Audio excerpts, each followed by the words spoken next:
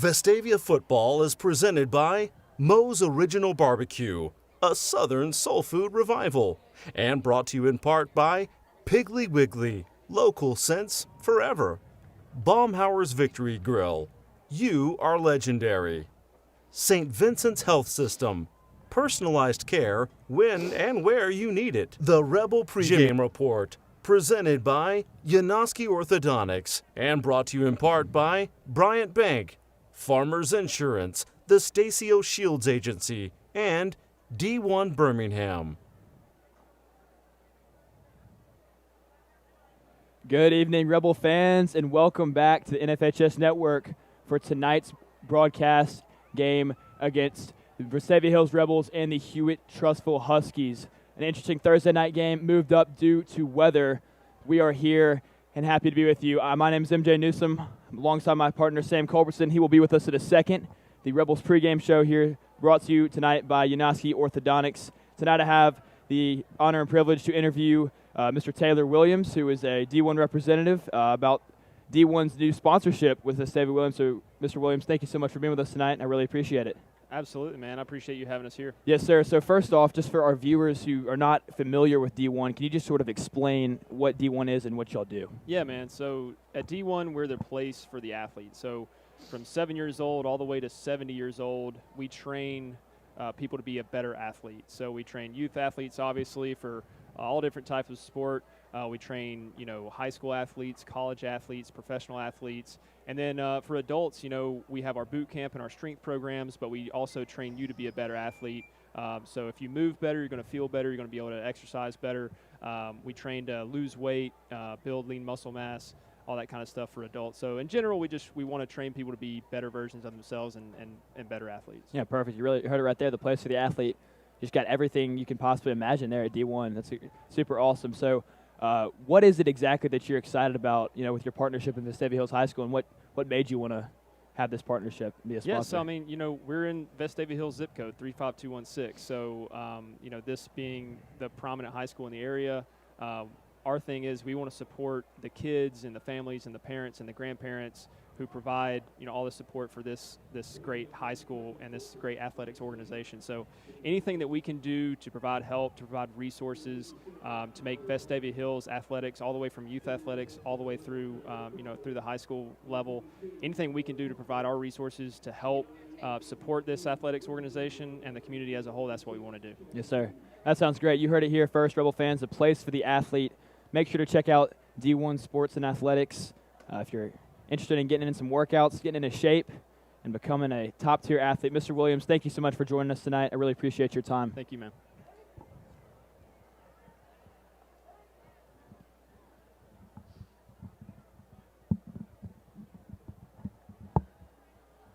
The Rebel Pregame Report, presented by Yanoski Orthodontics, all right, and Rebel brought to you in fans, part by just to recap Bryant you Bank, Farmers last Insurance, week, the Stacio Vestavia Shields Hills Agency, took on the powerhouse of the state, D1 Birmingham. 16th ranked in the country, the Thompson Warriors. And it started out pretty ugly for the Rebels. Thompson taking the opening kickoff back for a touchdown. Ryan Peppins was huge in that game, taking in 2 touchdowns through the air, as well as that opening kickoff back. It was a quick 21-point lead by the end of the first quarter for Thompson. And then the Rebels slowly but surely started to fight back, had a 24-6 deficit at the half. Then the air attack really got going. Braden Glenn, a great game, 13 of 23 for almost 150 yards, so a really good game for him. The Rebels brought it to within 15 points, 24-9. Had on the very first play of the fourth quarter a 4th and goal from the 1 and could not convert. Thompson ended up scoring 2 more touchdowns to put the game away, 38-9, a win for them. Hewitt Trussville coming off a bye week, so they will get their first taste of action in a little bit for this one. And Hewitt Trussville, a team stacked across the board with athletes. Yeah, and Hewitt Trussville, you mentioned their bye week. They were coming off. They had also played Thompson that week before, a game nationally televised on ESPN. And so, both those teams are just some really great high school teams around the state and country. Yeah, just to highlight some of the athletes from Thompson. Justice Finkley, a top defensive player in the 2022 class, he will be playing both defensive line and linebacker, really just kind of the force of the defense for them. Armani Goodwin, the Auburn commit, 2021 running back. He is really a force to be reckoned with. Amari Kelly, just another name, receiver for the Huskies, really just making a lot of plays this year. And you can't forget about the quarterback. He's kind of slept on right now, Cade Carruth. He's making some big-time plays. Obviously a much more run-heavy team, but watch for Cade Carruth to make some plays deep downfield. That's how a lot of high school teams are going to be when they got running backs that are committed to go to big-time SEC schools. You're going to be obviously based off the run, but, I mean, they can throw when they need to. They got the athletes to throw and run, just whatever they need to do, and that's how you make a good dynamic team. Yeah, for sure. Hewitt Trussell got athletes all across the board, just like Thompson did last week. So a big test once again for Vestavia. And Vestavia right now really needing some wins to make sure that they can, have a chance to get in the playoffs. They're, real behind right now. They still have, Hewitt Trussell to play tonight, Spain Park next week, and Gadsden City the following week. All 3 region opponents. So they're going to have to pick up some big wins along the way to ensure that they have a chance to make it to the playoffs. For sure. So the team's now trotting out to the field. Vestavia will kick off to open the game. And the kicker for the Rebels, Matthew Means, will try to boot this one deep. Huskies lined up right around the 5-yard line to receive. Just another name to mention. I forgot to mention this guy too, Trey Washington, cornerback for the Huskies. He's also committed to Ole Miss, 2021 grad. So just to add another name to this already star-studded Hewitt Trussell roster. So it's going to be Caleb Jackson and Ethan Womack back deep to receive for Hewitt Trussell. Matthew McMeans to kick.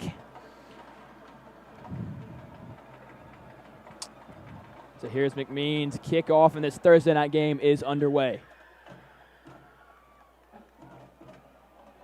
Going to be fielded there by Amari Kelly, and Kelly's going to be brought down just past the 10-yard line, so some great kick coverage there from the Rebels to open this game up. It was a great tackle there by Joseph Sullivan. He's flying on all sides of the ball. There he is again on the kickoff coverage, just looking like he almost folded that runner there. So here comes this electric Hewitt Trussell offense out-led by Cade Carruth, the 2022 grad. No offers, at least yet, according to 247sports.com, but he is definitely getting some looks. Very talented quarterback in his class. If you're leading a team this well as a junior, you will definitely be getting some offers. So here's a pick pass out to Kelly from Carruth. Amari Kelly makes a few men miss, and it's going to be a pickup of a first down, a quick screenplay there for Hewitt Trussell, and a quick first down. Yeah, not much the Rebels could do there. That receiver in the slot got the block and led for Kelly there, and just kind of let him go to work, and good open field tackling by the reps there. So here comes Armani Goodwin into the backfield, and a flag thrown by the referee. Not sure what the call is going to be. See what the man with the white hat has to say about this one. Looks like the Huskies offense is backing up 5 yards. And it's going to be a false start, yes. Hopefully this won't turn into last week with the Thompson game. And yeah, felt like there was a penalty every other play. Yeah, Sam, you mentioned it. Last week at the Thompson game, seemingly towards the end of the game when it was already kind of out of hand, people were ready to go home. So many penalties getting called. So here is Hewitt Trussell starting and trips to the bottom of your screen. Goodwin coming to the backfield, and he's going to get the carry. Bounces off his own offensive lineman, and he's going to get tackled by Michael Lawrence after a gain of just about 3. No gain. No gain. Great tackle there by Lawrence, and just to plug up that hole that Goodwin was trying to get through, and just stand strong, stay his ground there. So here comes up a big 2nd and 15. The spread offense for Hewitt Trussell, as I mentioned in pregame, is lethal. So here's Carruth rolling out to his right, throws out into the flats. It's going to be received by number 24, Kason Zachary. He's going to pick up a good gain of about 10 yards there. And that right there was a throw from a junior to a junior, so looks like this team will be in very good hands in the future as well. So they also have a stacked team this year. So 3rd and 3, trips to the top of your screen and empty to the bottom. Here's Carruth checking at the line. Armani Goodwin to his right. Here's the give to Goodwin, and Goodwin is going to be met immediately by the Rebels. Good for no gain on the play, maybe even a loss, and it was big. Number 60, Max Newroth in there on the tackle. That was great. Just Goodwin tried to bounce it out and was just too late. Newroth was right there to stop him, and give that Huskies drive just a one first down, just a short drive there. Definitely not what the Huskies were looking to come out and capitalize on early. So now the Rebels will get a chance with hopefully some good field position and maybe turn this game towards their favor. Yeah, Max Newroth really making a big plays this year. He's recovered a fumble early in that Oak Mountain game after switching from O-line earlier in the season. Had a big impact on the defensive line. Here's this punt away. Joseph Sullivan's going to fair catch this one at about the 38-yard line, and that is where the Rebels offense will take over.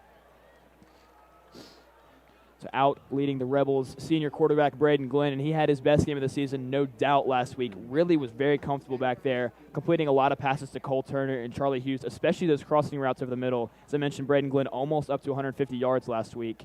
Really, the passing game was the name of the game last week for the Rebels as opposed to the run game. So let's see what they've got going here. For sure, and the Rebels against Thompson tried to break it out early and pass, so maybe we'll see that here. So Teo Crawford is going to start at tailback tonight. The give is to fullback Landon Neese. And Neese is going to pick up a pretty good gain here on first down, getting about 5 yards. It's a great first down play. The Rebels and Coach Anderson love to always go to that fullback dive. And it's usually good for 3, 4, maybe even 5 like that situation, and always a solid pickup there. This is what you like to see on first down. Give your team a 2nd and 5 and go to work from there. Maybe we'll see a passing play here. So it'll be Cole Turner to the top of your screen, Charlie Hughes to the bottom as the receivers. Tailback, Teo Crawford and Landon Neese remain in the game. Here's the pitch to Teo Crawford. Crawford tries to cut up and find a hole, makes a spin move, bounces off a tackle. First down. Up to the 50-yard line, first down Rebels. Rebels offense looks great right now, especially that offensive line just getting in there and really pushing back that Hewitt Trustful defensive line and just almost thus far, I know it's only 2 plays, but it looks like the Rebels are kind of having their way on down there in the trenches. It'll be interesting to see tonight, another force on defense, as I mentioned, Justice Finkley last week against Thompson, number 11 in the country, Alabama commit Jeremiah Alexander on the defensive line at Thompson. Every play was checked away from Jeremiah Alexander. Let's see if they do the same thing with Justice Finkley tonight. So here's Hastings Sykes in motion. A lot of movement up there on that front 7. Here's the pitch to Teo Crawford. Crawford finds a hole, and it's a good run there by Teo Crawford on first down, picking up a gain of about 6.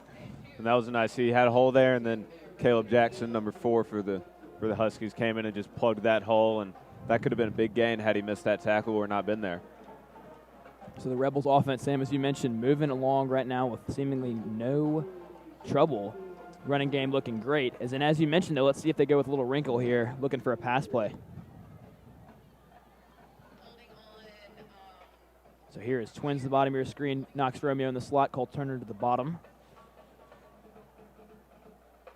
To give to Neese.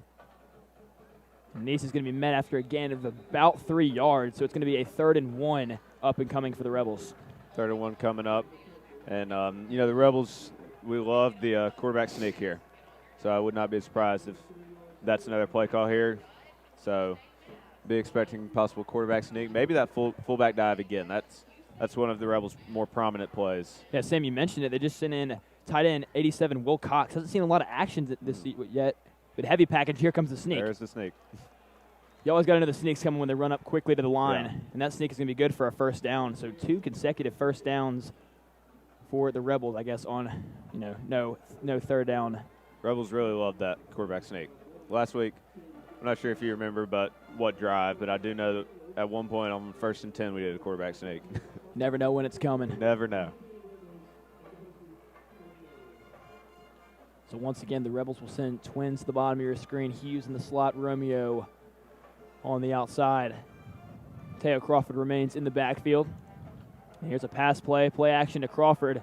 Glenn steps up. It's got Romeo over the middle and just a little too high through the hands of Knox Romeo.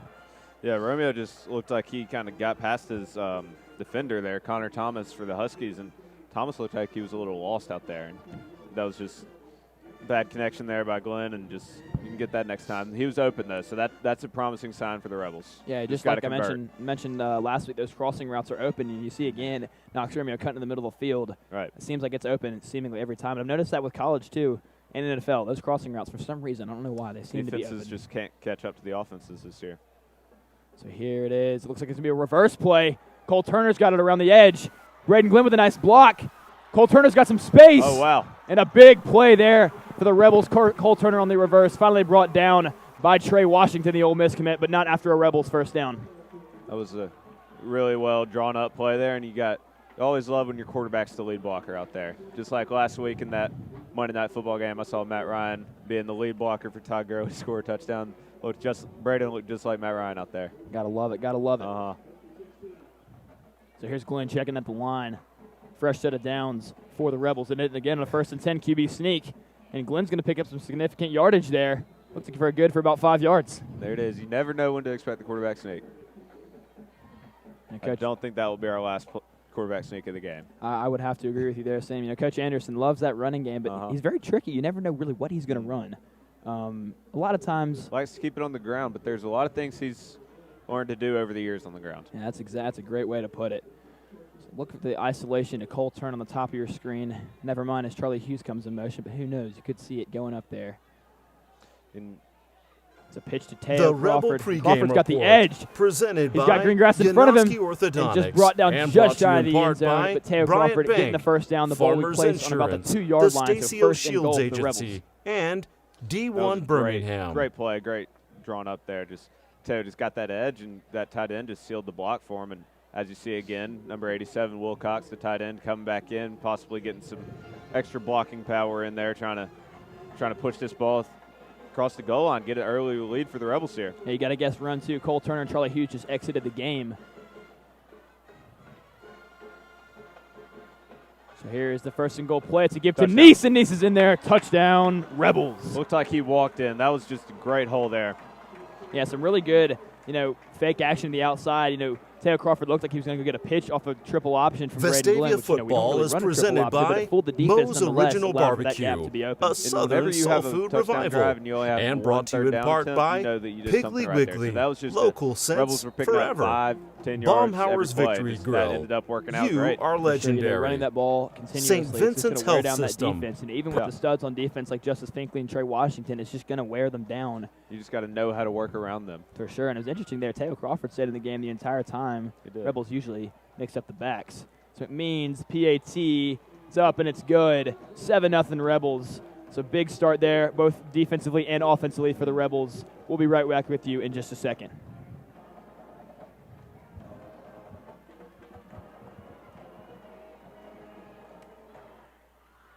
Vestavia Football is presented by Moe's Original Barbecue, a Southern soul food revival, and brought to you in part by Piggly Wiggly, local sense forever.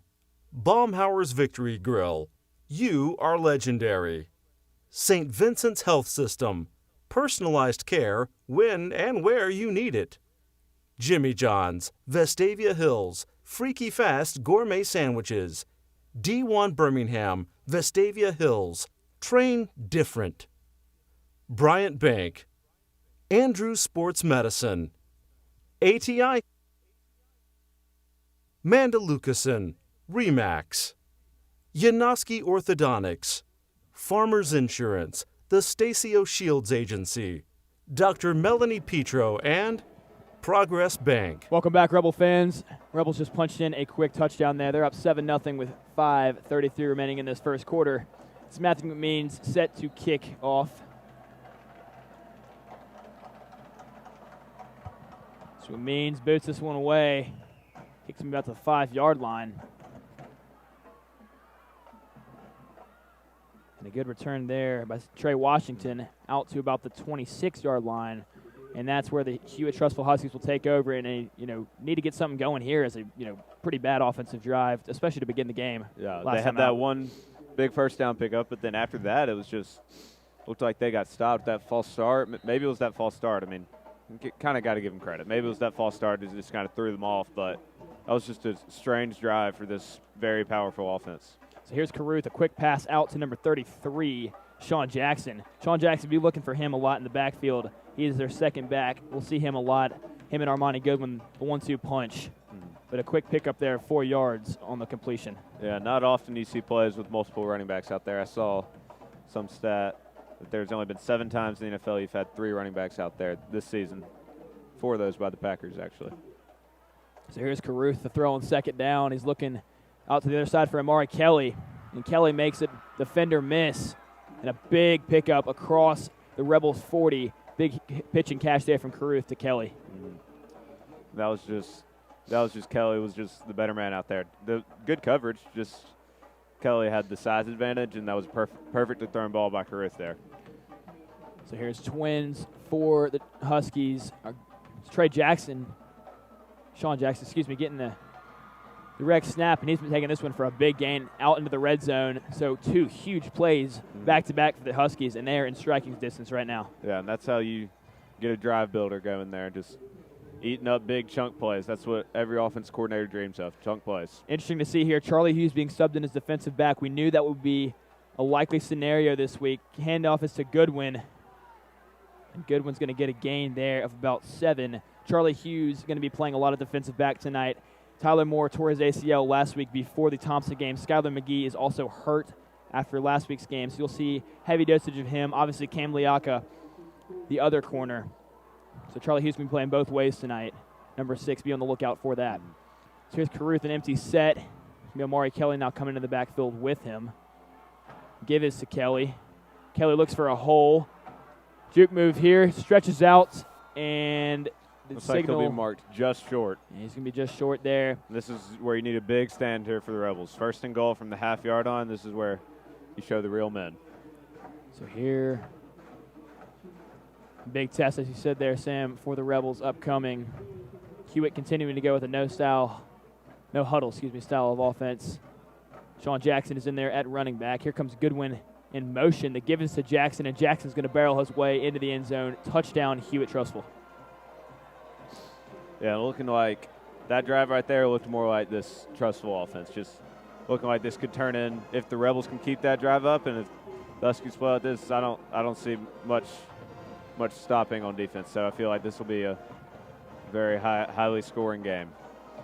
Yeah, you saw the real strength there of the Hewitt-Trussville offense coming out there. Caruth showing off his arm on that big pitch and catch to Amari Kelly. And then obviously saw the running attack there with Armani Goodwin and Sean Jackson.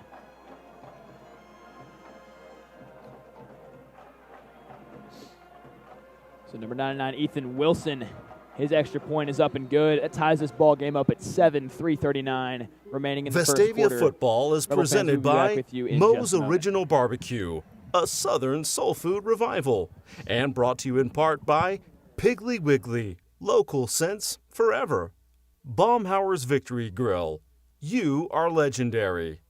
St. Vincent's Health System, personalized care when and where you need it. Jimmy John's, Vestavia Hills, Freaky Fast Gourmet Sandwiches. D1 Birmingham, Vestavia Hills, train different. Bryant Bank, Andrews Welcome Sports back, Rebels. Medicine, Hewitt-Trussville getting ATI set to kick off here. The Rebels Manda are back Lucasen, deep to receive Remax, Alex McKinstry and Taylor Crawford, Yanoski the Orthodontics, return men. Farmers Insurance, right around the the Stacio 12 or Shields 13 yard line. Agency, Catch this Dr. ball. Melanie Petro, and Progress Bank. And McKinstry has really turned into one of our big return men, even though earlier in the season it started off Joseph Sullivan and Cole Turner, and now it's completely swapped. Yeah, we've seen a bunch of dudes back there for the Rebels this year. You know, Brian Agee to name another one. It's an interesting formation here for Hewitt-Trussville. It kind of looks like an onside kick up and coming. Yeah. So number 42, William Curtis, is now on to kick this one. The kick is just going to be a 2-step kick fielded by Teo Crawford at the 15. Crawford's looking for some blocks. And a big collision there out across the 30. That's a good return there, getting off around the 32-yard line. Yeah, so good field position to start for the Rebels after a little interesting move on the kickoff there. A short kick, to say the least. So the Rebels will take over at the 33. And a great drive last time out, you know, really running the ball with some meaningfulness. And this is where you really want to see the Rebels continue that success and just put that success to work. So here is Hastings Sykes in motion, headed to the other side of the O-line. Brian Agee is in there as the tailback. The give is to Neese. And Neese is really not going big places here. About a 3-yard pickup, so not too terrible. But, defensive line there for Hewitt-Trussville. One thing I've noticed that's been a continuation as there is a injured Husky on the field. That's number 9, Jamarian or Bam White.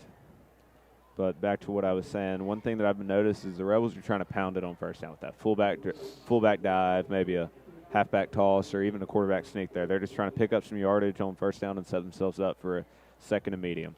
Yeah, if you think about it, just these little 3 to 4 yard increments on each run, I mean, that's going to get you a first down, eventually. So, like you said, just kind of pounding it, trying to wear down this defense they did last drive. That's definitely what the Rebels, I think, are trying to go for. Obviously known as a run-heavy team. Right, and so far it looks like that has been working. And hopefully the Rebels can continue that success after White is helped off the field. Looks like he's getting up. Walking off on his own power, which is always a good sign. You don't want to see anyone get hurt. For sure, good to see. Just to update you baseball fans, in October, postseason classic, the fall classic coming up pretty soon. We're in the ALDS right now. The Yankees lead the Rays 2-1. Rays have a 2-1 series lead. Also in college football, Tulane up on Houston 17-7. Dana Holgerson really needs to get his Cougars going. Had a pretty disappointing season last year after being a hot candidate from West Virginia. A little interesting move, but we will see. So a pro formation now for the Rebels. It's going to be AG behind Glenn and Neese to Glenn's right. Be a pass on first down. I think it was a false start. Looks like that play got blown dead right after the snap, so you could be right there about the false start. And it looks like Neese was trying to get a little bit of a head start there. So it looks like the Rebels will back up 5 yards. Yeah, and that'll be a false start there on the Rebels, and they're moving them back 5 yards. So 2nd and 12, I think. Yep, 2nd and 12 upcoming for the Rebels. Cole Turner exiting the game now. Knox Romeo is in for him. Cole Turner was actually the intended receiver on that last pass. So AG remains in the game as the tailback.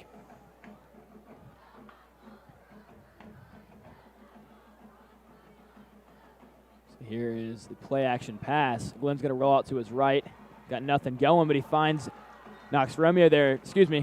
Alex McKinstry in the flats. Going to get a pickup of about 4 to 5. So 3rd and 7 up and coming. And those type of plays right there when you find the running backs in the flat, that's what you like to see if you're a fantasy owner. I'm not sure if anyone here has Alex McKinstry, but if you're ever watching the NFL and you always see your running back roll out, you always get a good feeling right there. Yeah, interesting there. McKinstry was lined up as sort of that H-back behind the O-line and just kind of came across the field. Just rolled out there. Yeah, just kind of uncovered. Glenn, doing a nice job finding him there on the run. So here it is, 3rd and 7 for the Rebels, pro formation. It's Glenn looking downfield. He's got Hughes and a completion to Charlie Hughes. First down, Rebels brought down in the secondary by Connor Thomas. That was a great play, great throw there by Glenn. Just perfect execution there. That's Braden's best throw I've seen him definitely all night. Yeah, you want to allude to the great pass blocking of the Rebels, and they did a great job pass blocking last week against that big Thompson front 7. Looks like they're going to continue to do a good job here tonight, letting Glenn sit in the pocket and get very comfortable. He's looked like he's had time on every time he's dropped back, except the play before last, but he's still found his running back out in the flat, so looks like he's been comfortable. So here's the give to AG on 1st and 10. AG's going to make a couple cuts and get his way out across the 40-yard line. That's going to be good for about 5 yards, so another big pickup on the ground on the first down. Yeah, and there it is again, just trying to pick up some good yardage on first down on the ground. Trying to get this Husky defense on their heels, it looks like. So Charlie Hughes is going to come back into the game now after that big reception on 3rd down. McKinstry is going to stay in there at fullback. He has done a great job this year playing behind Landon Neese, especially when he was sick. Here comes Hughes in motion out of the bottom of your screen. It's going to be a pitch out to AG to the far side of the field, and a big play there for the Huskies. Big number 26.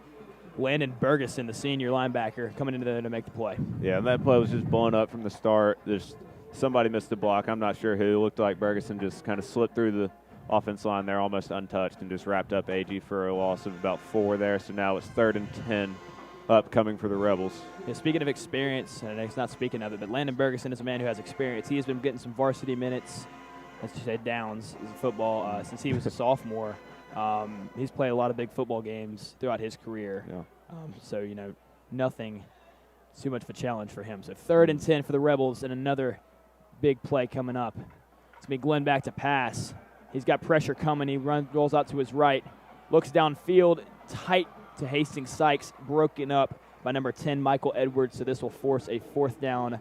And coming to the end of the first quarter, your score all knotted up at 7. It'll be a 4th and 10 from the 42-yard line when we return.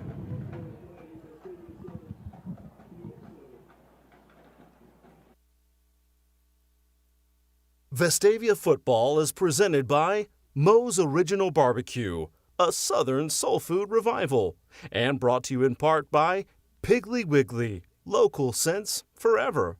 Baumhauer's Victory Grill, you are legendary. St. Vincent's Health System, personalized care when and where you need it. Jimmy John's, Vestavia Hills, freaky fast gourmet sandwiches. D1 Birmingham, Vestavia Hills, train different. Bryant Bank, Andrews Sports Medicine, ATI, Mandalucason, Remax, Yanoski Orthodontics, Farmers Insurance, the Stacio Shields Agency, Dr. Melanie Petro, and Progress Bank.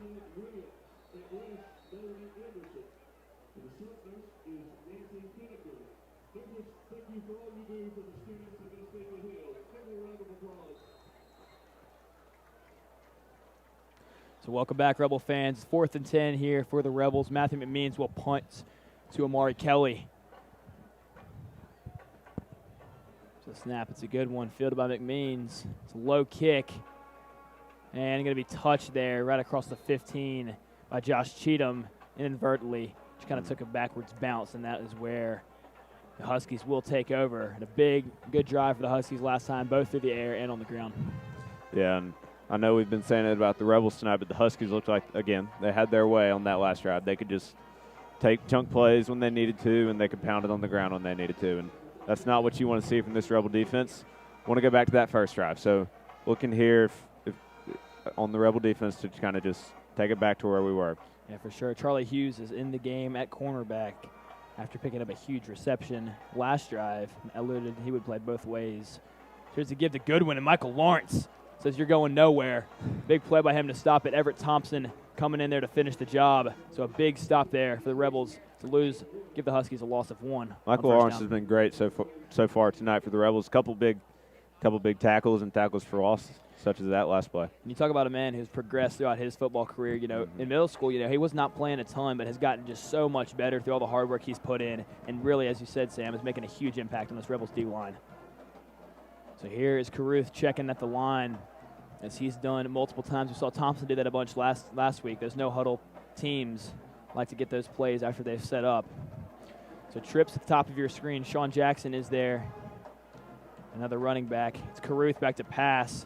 He's going to look to Amari Kelly, and that is going to be incomplete, too low. So a 3rd and 11 up and coming, pinned back in their own territory. Yeah, and Caruth got a lot of pressure on there, taken to the ground as he threw it again by number 62, Michael Lawrence. We've been saying his name all night, and there's just another big impact there, kind of rushing the throw and forcing him to underthrow that ball and incomplete. For sure. Interesting now. Josh Cheatham lined up as the defensive tackle. So Caruth's going to roll it to his left. And here's Cheatham through the hole, and Josh Cheatham with a huge sack there, almost to the goal line. So the Huskies will be pinned deep against their own end zone to punt this one away. Huge play for the Rebels. Yeah, not often you see the middle linebacker move into nose tackle and go get a sack on his first play there. That was a great adjustment and just amazing play there by Cheatham. A great way to shoot the hole there, go right for him. Caruth had seemingly no time. And you can look now, this trustful punter is just inches away from the white line of the back of the end zone. So he's got to be careful here. The Rebels look like they're crouching the line. They're bringing pressure. Joseph Sullivan back to receive the punt. He gets it away. It's a pretty good punt considering the circumstances. Sullivan's going to field it with no blockers in front of him.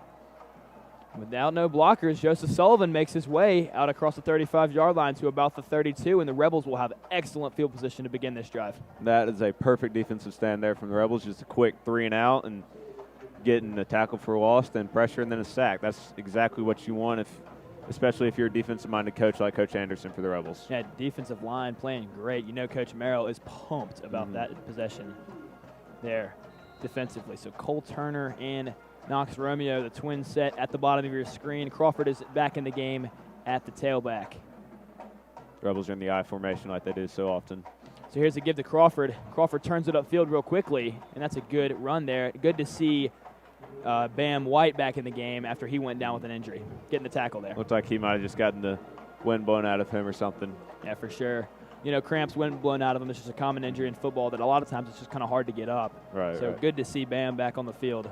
Speaking of Bam, Lakers Heat Game 5 tomorrow night. Sam, you're a big LeBron fan. Do you think LeBron can improve his finals record to a nasty 4-6? Yes, maybe not tonight, but eventually. We will or see. Tomorrow night, I guess. I have not been keeping up with the NBA much at all recently. So here's Crawford back to high school football. It's a big run there for a first down, finally brought down by Caleb Jackson. That was a great pickup there, and keep alluding to it. Chunk plays.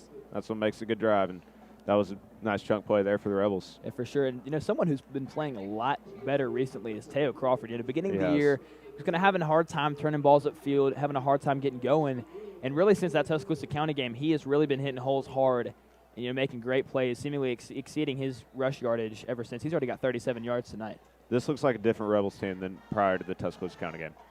That game, just maybe getting the win under their belt, just turned this team around. So here's the give to Landon Neese. Good run. Tough run there by Landon Neese.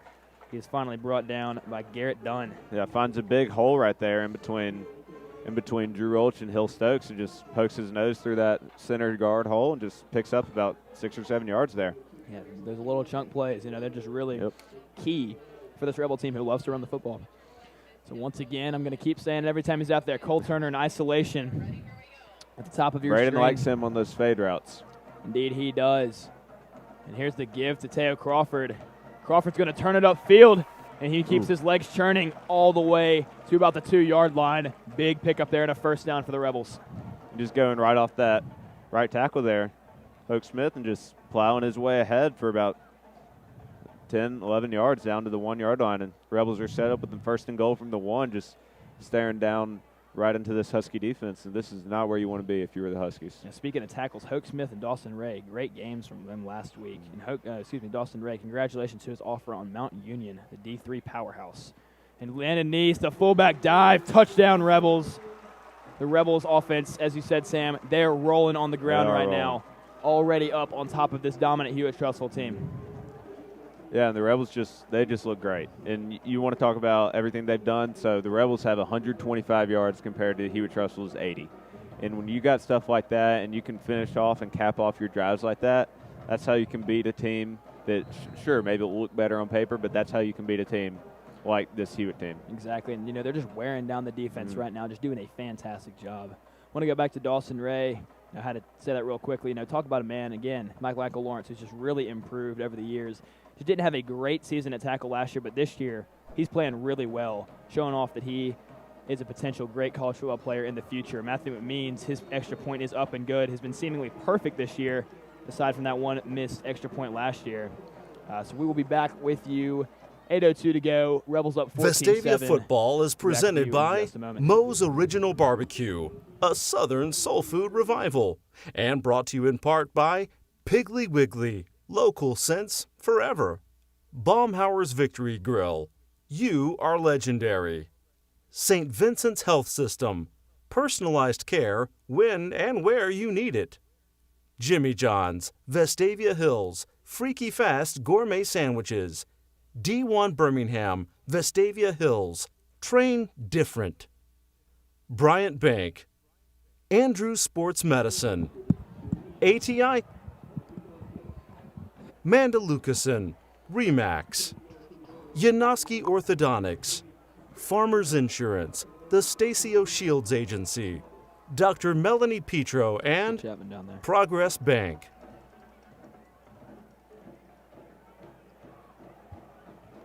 Welcome back, Rebel fans. Just coming off a huge touchdown there from Landon Neese. A great drive from the Rebels offense after a great defensive possession. They're up 14-7 on the Hewitt Trussville Huskies. 8:02 remaining in this first half. So here's McMeans out to kick. Boosts this one away, and that's a great kickoff. Amari Kelly going to field it at the goal line. Fumbles it a little bit, and they're going to call a touchback. Great kick there from Matthew McMeans. The Huskies will take over at their own 20. Yeah, and Rebels defense looking to do exactly what they did that last drive, I guess, if you could say so. That last 3 and out there for Trussville, and just looking to capitalize on that and maybe get some even more momentum rolling into this offense. Exactly. The defensive line, as we said, they're playing a good ball game tonight. Really, Armani Goodwin, the Auburn commit at running back, has not done a ton. And good gracious, look at this formation. It's going to be a quads to the top of your screen and complete pass to Goodwin, but he's really not going anywhere. There's a flag on the play. And that's the formation that Goodwin will see in his time at Auburn. Just some weird stuff like that. You never know what Gus will do. That is very, very true. So holding yeah, on Trustful. It's a big penalty there. You know, honestly, it's bound to be holding when you got four dudes standing at the all the way out past the numbers. There's bound to be some laundry up in that mess. Yeah. So that's backing them up 10 yards and not the start you want for Hewitt Trussell all the way back, you know, inside the 15 where this drive started last time, and you saw how it ended. Yep. For Vestavia, great. For Hewitt Trussell, not so much. And going back to it, you think the Gus bus is running out of gas soon?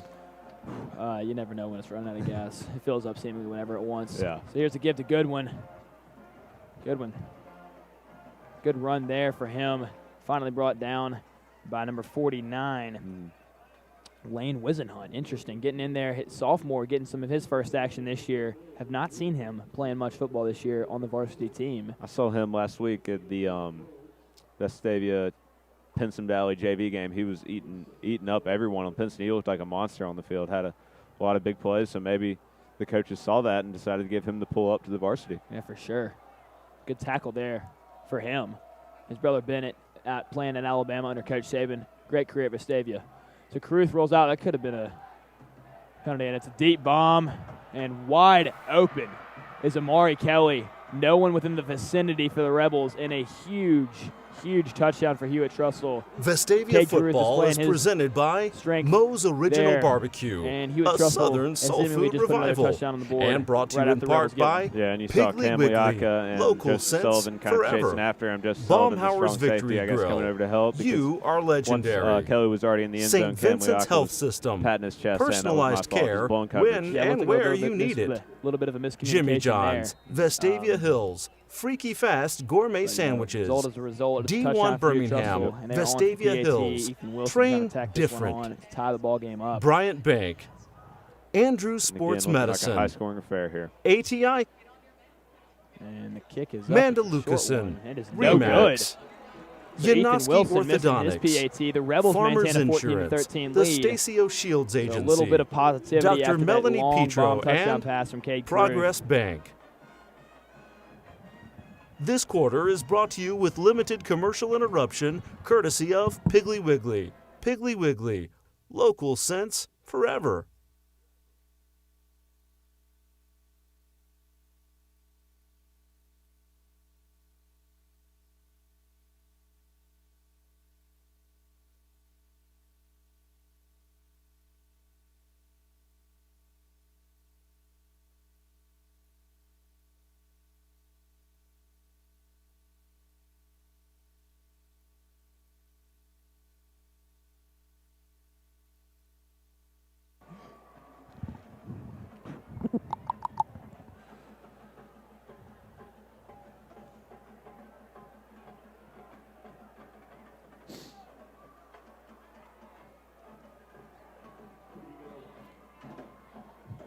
Welcome back, Rebel fans. Hewitt Trussell just scored a long touchdown on Cade Caruth's pass to Amari Kelly, but missed the extra points. The Rebels maintain a 14-13 lead. Another interesting move, William Curtis is seemingly the kicker on kickoffs for Hewitt Trussell. Ethan Wilson in on the special teams. We saw a short kickoff here. Looks like he's not going to get much running again. So here it is. Curtis kicks this one off, and I don't think this will get to the 20. Field at the 25. Full head of steam there. McKinstry just looked like he tried to lay it out. Jackson Olis, the quarterback / defensive back there for the Huskies. So the Rebels have great field position once more. Obviously not as good as a 33 like last time, but they're going to have the ball actually at the 33, on their own 33. Just flop sides of the field, right? So maybe some good luck here. Maybe. 3 is always, I think it's, some kind of lucky number. I don't know. Anyways. You always want 7s. It's facts. Here we go. Rebels in the I formation. Remyo to the bottom of your screen. Hughes at the top. Excuse me, that's Cole Turner. He's going to get the reception before he's knocked out of bounds by Ethan Womack. But a good pickup through the air on first down.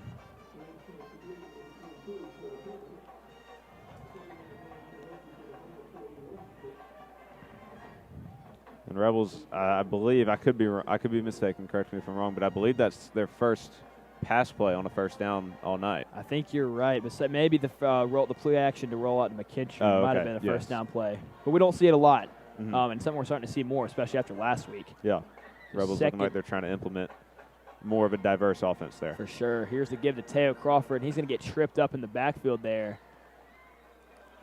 Turned nothing into something, picked up about a yard there. So yeah, for sure. Good play there. Not all bad. By Clint Simpson, number 28, getting in the backfield to trip Teo Crawford up. But Sam, as you mentioned, turning nothing into something, coming up with about a yard. So 3rd and 5 coming up for the Rebels.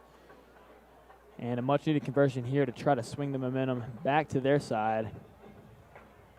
We know the Rebels will get the ball to begin the second half. You know, looking at the clock, 6.5 minutes to go, and we know this time will get drained with the Rebels' run offense. Yeah, and when you got a shootout looking like it could turn into tonight, you always want to score. You don't want to leave it with the 3rd and out.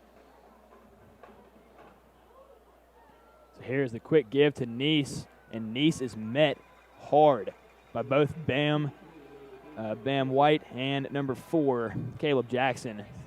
Neese went backwards, something we don't see very often as he usually falls forwards on the run. So it's a 4th and short, and the Rebels punt team's going to come out. And he just got met there at the hole, and just nothing he could do there. Just those two Huskies were just there to meet him, and, again, nowhere to go there for Neese.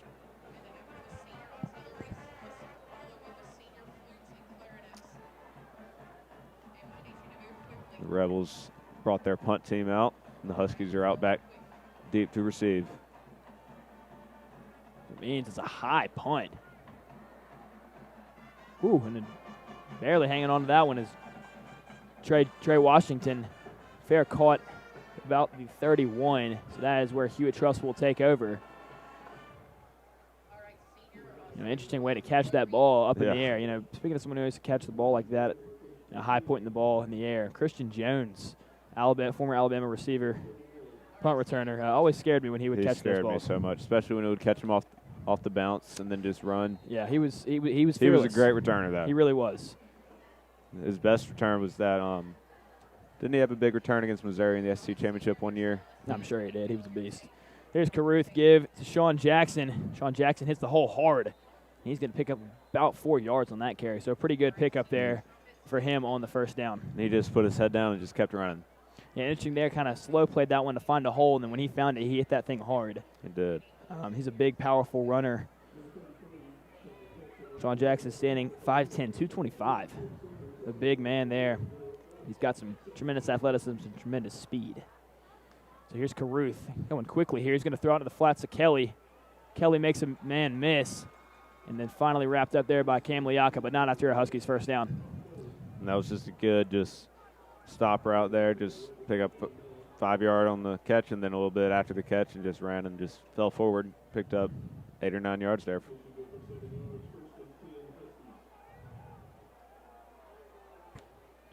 So Huskies continue to go quick. It's Sean Jackson. He's got some room. A good block there from Armani Goodwin. And Sean Jackson taking this one out across the Rebels 40 to the 39. A big run there for him on first down, and it's a fresh set of chains for the Huskies. Yeah, and right when he turned that corner, he just had daylight ahead of him, and he took advantage of it and just kept running. So here they go, and going quick again, and to give to Armani Goodwin. And Goodwin's got a hole.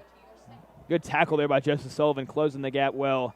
Armani Goodwin going to pick up about 5 yards there on the carry, but once again, a pretty good pickup.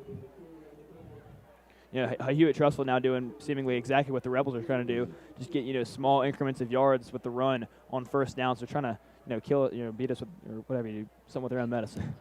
Give them a taste of your own medicine. Yeah, right. I know what you're saying. Kind of get lost with all those sayings. Just so many of them. Yeah. So here's Caruth going to motion Sean Jackson out into the flats, and Jackson's going to go look. He's going to try to block. So on the screen pass there, it's Kason Zachary getting out close to the first down marker, but he's going to come up just short. So a 3rd and short coming up, and the Rebels need a stop here. 3:40 remaining in the first half.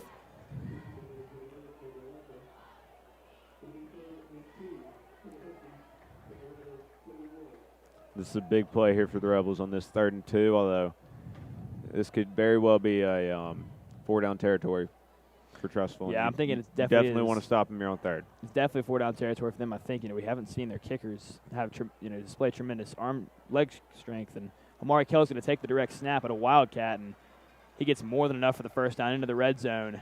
Amari Kelly having a big game tonight already. He's got 131 yards receiving and a touchdown. Now, not to mention the running. His first run good for 12 yards. That's what you like to see if you're his fantasy owner. So Kelly comes into the backfield now. It's play action from Caruth. Caruth looks downfield to Armani Goodwin just outside. Will Cox and Justin Sullivan in coverage there. Bring up 2nd and 10 for Hewitt Trussville. And not to get confused for anyone at home, there are 2 Wilcoxes on the team. One is on defense, number 1. One is on offense, number 87. There you go. Senior and a sophomore. 2:53 remaining in the half. Hewitt Trussville in the red zone. There's a give to Sean Jackson. A nice play design there. And Sean Jackson barrels his way ahead.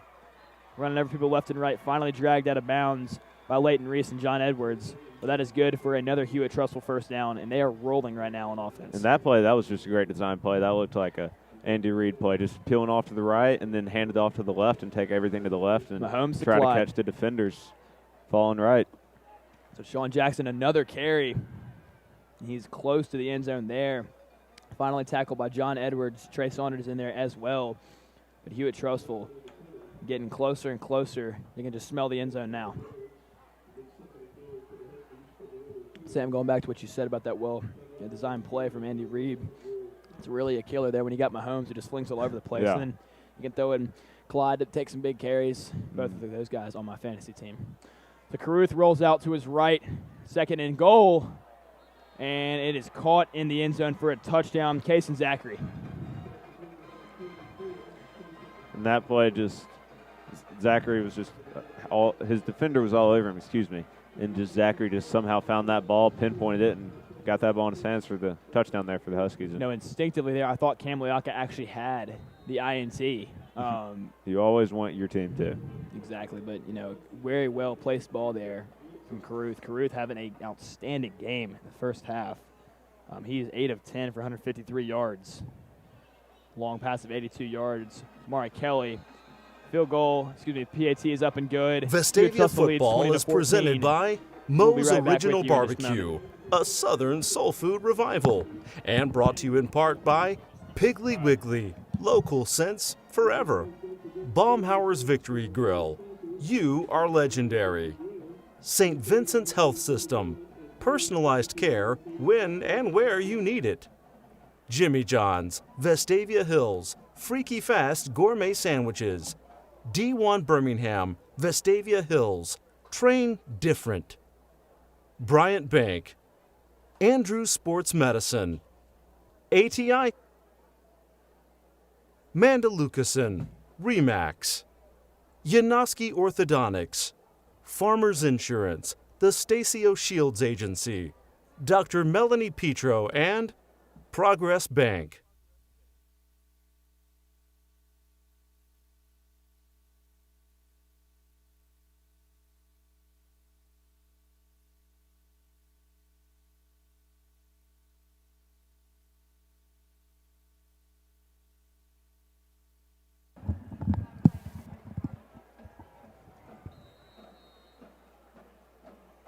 Welcome back, Rebel fans. Hewitt Trussville putting another touchdown on the board. They lead 20-14.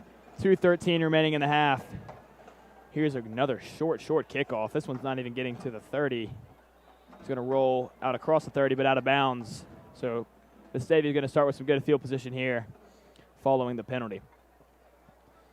I do not understand that kickoff approach by Hewitt there. I just feel like you could do something, try to boot it deep. You feel like you could find someone on that team that could kick it, 15 to 10-yard line. You got to wonder if they're kind of trying to let it hit, out across the 30-yard line and try to go get it. Possibly. I feel like this is kind of, I'm not sure how they roll other games. They're maybe trying to say they don't really trust the Rebels offense to move the ball. They really can't say that because the Rebels offense moved the ball great against the star set of defense. So Brian Agee in there at the tailback. He's behind Landon Neese. Here is Agee on the carry. And Agee's going to pick up about 2 to 3 yards on that one. Nothing big there as the clock gets to 2 minutes. So 2nd and 7 coming up here. You know, a guy who has really not been a force really at all tonight is Justice Finkley, the star-studded defensive tackle. We've linebacker. not been calling his name much at all tonight. Have not.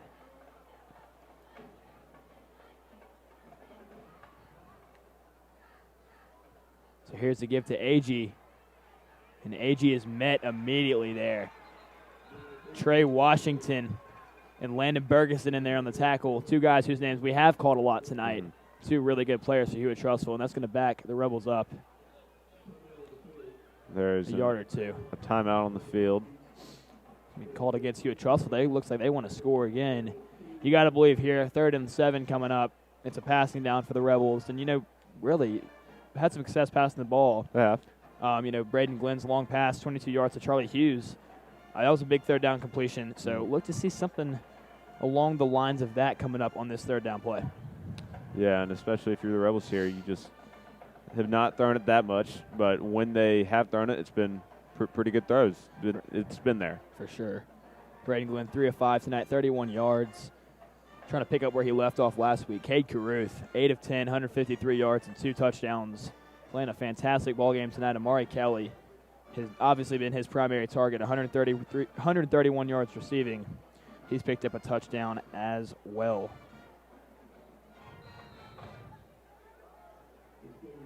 Amarni Goodwin really not getting that many yards tonight. And Sean Jackson's been the dude carrying the load for Hewitt. So here we are, 3rd and 7 for the Rebels. It's a pro set. Teo Crawford behind Glenn. Glenn's going to escape the pocket. Escapes the pressure here. Charlie Hughes, a reception on the sideline, and it's going to be a completed pass, 1st down Rebels. That was a perfect play there. Charlie Hughes catching the ball, getting his feet in, and that was a perfectly placed ball there by Glenn just to get it in there and give his receiver a chance. Yeah, and on the run, evading pressure, coming out of the pocket. Great job from Braden Glenn. You know, he's looked so comfortable these last couple games. You know, really good for him. This is not what you want to see for the Rebels. Drew Olch comes limping off the field. So hopefully he is all right, and it looks like his backup is in the game, number 54, John King, as Olch is on the sideline getting checked out by the trainers. Hopefully nothing too serious. So here we are, a minute 22 remaining in the half. It's a 1st and 10 in opponent territory for the Rebels. It's another pass play. Glenn's going to look on a little screen at Charlie Hughes, and he's got some room. Hughes going to cut up field, and he's out across the 35, 1st down Rebels. That's a great play there. Just try to get something going, because screen plays I feel like are either 2 or 3 yard gain or 15 plus, and that one was thankfully 15 plus for the Rebels as they get to pick up about 16 yards there on that 1st down. Yeah, big time pass play there. 2 in a row to Charlie Hughes. Here's the give to Crawford on 1st down, and he's met, but he's going to bounce off a tackler, and it's going to be a pretty good gain there. Finally brought down by Bam White and Trey Washington. So a timeout for the Rebels here. Good pickup there, 5 yards. Yeah, and Teo just avoided that would-be tackler and just turned that into a positive 4-yard gain for Vestavia. Yeah, still yet to have a tackle in this game. Justice Finkley, the Rebels doing a great job blocking him and making sure he is not involved. You know, that was a key. Key coming into this game is like last week. How much can you eliminate Jeremiah Alexander? How much can you eliminate Justice Finkley? Right. Because obviously they're a force on that line. Our offensive line really has grown a lot this year, and they've done a great job both last game and this game. Yes. And right there on that run, Teo This quarter is brought to you with limited commercial interruption, courtesy of Piggly Wiggly. Piggly Wiggly, in the second half, local sense the forever. Rebels' offense just looks revamped, and maybe we can just keep this energy going into the next half and keep on rolling. No doubt. So both teams breaking the huddles now to the timeout. It is 2nd and 6 for the Rebels. They're on the Hewitt Trussville 30, trying to get in the end zone before the half. And as I said before, the Rebels will receive the ball to begin the second half. So a touchdown here will be huge. So here's a pass play on 2nd down. Glenn's looking deep into the end zone. It's Cole Turner. And flag coming in. Trey Washington in on coverage. And Cole Turner has gotten so many pass interferences calls against him. I'm not sure if it's him selling it or drawing it or just the balls. I don't know. But he has definitely gotten a lot of PIs thrown against him this year. Yeah, and, Cole Turner's a guy who's kind of slept on, his first year playing football in a long time. As I've mentioned before, his father, Kevin Turner, standout player at Alabama and in the NFL for the Eagles and Patriots. His brother Nolan, starting safety at Clemson. Cole is a tremendous athlete. Also be looking for him basketball season this year. He's going to get a lot of good minutes and be big for the Rebels basketball team. And the call is official pass interference against the Huskies, and that'll be a first down Rebels. And I believe it's a 10-yard penalty in high school, correct? Or is it 15? To be quite honest with you, Sam, I'm not sure, but let's see where we'll it goes. see here. right here. It looks like 15. And it is a 15. So that's big time. Yes, it's big time stuff there. I'm going to be straight and completely honest with you. I did not see the pass interference call, but you know what? We'll take it. So 1st and 10 here from the 16-yard line. It's a pitch to Teo Crawford, and Teo finds a hole and a good run there on 1st down from Teo Crawford, picking up a gain of about 8. Teo got some room there. I expect the Rebels to call a timeout, and doesn't look like they're going to. They have 2 remaining, but looks like Braden is going to get up there and try to spike the ball. Instead, he's going to go with a pass play. Dangerous throw there towards Knox Romeo. The coverage, Connor Thomas almost intercepted that ball. The clock will stop, though. It'll be a 3rd and 3. And Sam, as you mentioned, I think this is definitely 4-down territory. Obviously, coming into this game as the underdog, you don't want to settle for field goals when you know if you score a touchdown, you've got some big momentum coming in to the second half, especially getting that ball. Yeah, for sure. But wouldn't be too surprised if the Rebels go for it on 4th or kick the field goal because they have a good kicker in McMeans. Points are points. So here's the 3rd and 3. It's a quick give to Neese. Neese powers his way through, and Neese is into the end zone. Touchdown. That was a perfect play there from the Rebels. Just punch it in from 8 yards out and get that touchdown and hopefully convert on this extra point and grab a big lead before half and get the ball and maybe score again, start the half, and just Rebels look great at halftime. You love to see it there. The first man from the sideline out to celebrate with Landon Neese. His backup, Alex McKentry, this 1-2 punch for them at fullback this year has been great. So pretty cool to see them there showing some love for each other. Yeah, and you don't hear many 1-2 punches at fullback except from Vestavia, and it looks like it's been working out tonight. Exactly. So here's McMeans on for the extra point to give the Rebels the lead. It's up, and it looks good. And it is good. 21-10, the Rebels lead. 24 seconds remaining in the half. Huge touchdown there for the Rebels. So we will be back with you in just a moment. Vestavia football is presented by Moe's Original Barbecue, a Southern soul food revival, and brought to you in part by Piggly Wiggly, local sense forever. Baumhauer's Victory Grill, you are legendary. St. Vincent's Health System, personalized care when and where you need it. Jimmy John's, Vestavia Hills, freaky fast gourmet sandwiches. D1 Birmingham, Vestavia Hills, train different. Bryant Bank, Andrews Sports Medicine, ATI, Mandalucason, Remax, Yanoski Orthodontics, Farmers Insurance, the Stacio Shields Agency, Dr. Melanie Petro, and Progress Bank. Welcome back, Rebel fans. In case you missed it, the Rebels drove down the field. Landon Neese punched in a touchdown to give the Rebels a 21-20 lead over Hewitt Trussville. 24 seconds remain in this half. And here's McMeans on for the kickoff. He's going to squib this one. Whistle blown. Might have been an offsides call on the kickoff. Still think we should have gone with an onside there. Yeah, during the break, Sam was saying he kind of go for an onside kick. Definitely Looks like the Rebels are going to be possibly moving backwards here on this kickoff, and they are. Looks like it wasn't offsides. Now you got to punt it deep. Kick it deep, I guess. Yeah. Who knows, though? Who knows? That's just a 5-yard penalty, so now the Rebels will be kicking off from the 35, just like a college team. There you go. Instead of the normal 40.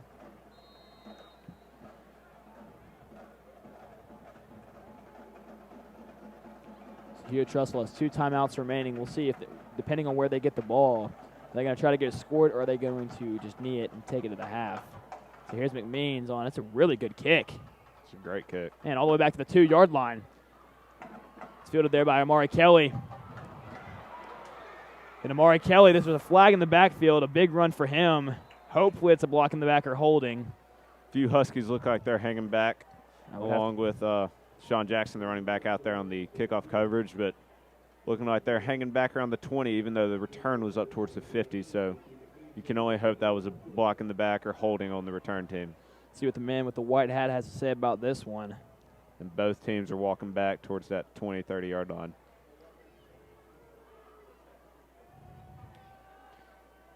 And a holding goes against Hewitt Trussville, man. Just not what you want to see if you're Rebel fans, but if you're Hewitt Trussville fans, not what you want to see, because you know the talent that Caruth has, that strong arm, and Amari Kelly, the athleticism there. I mean, the 50-yard line, even with 14 seconds left, you're looking at a potential chance to score. And now with 14 seconds left, you just think you're just going to run the ball, kill the clock. But and one big thing about that, you take 10 seconds off the clock for basically a gain of 10 yards. That's what you want to see for the Rebels. So here's Goodwin on the carry. It's a draw play and a big hit by Michael Lawrence coming from behind. It's a gain good for a first down. But you got to believe this one's going to. Hewitt will call a timeout, stop the clock at 6 seconds. Oh, wait, never mind. Excuse me, that was the first down. No, here they come in. They're going to come in and call a timeout at 1 second remaining on the clock.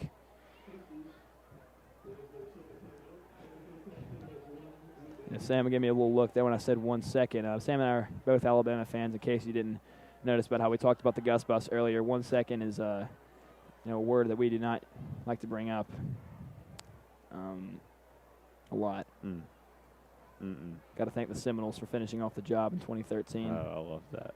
Sam, I don't know if I've ever told you this. 5th grade, we did some like Hanukkah wishes thing when we came back from Christmas.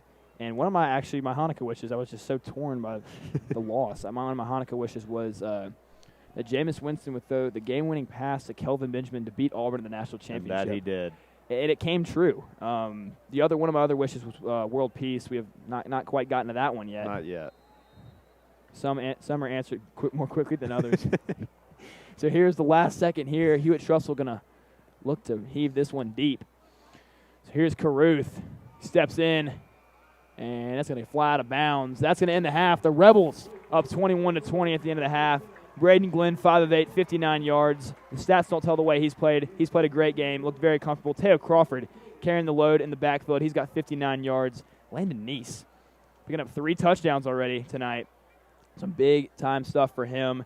Cade Caruth, obviously, as we mentioned, he is 8 of 11, 153 yards, hooking up with Amari Kelly on 4 of those 8 completions. Amari Kelly, 131 yards and a touchdown. So some big-time stuff for this game. And, Sam, as you mentioned, it's looking like a shootout. It is. And going around, just give you some other high school scores. It looks like most of the teams in the area are playing tonight. You got Oak Mountain is currently up on T County, 7-0 in the second. And then you got Hoover is up on Spain Park, 17-10 in the second. And then lastly, Thompson is up on Gadsden City, 27-0 in the second quarter. Just kind of wrap up your other area scores, just see what's going on around the Rebels. Yeah, interesting stuff. So that is it from our first half coverage. We'll be back with you in about 20 minutes for the second half.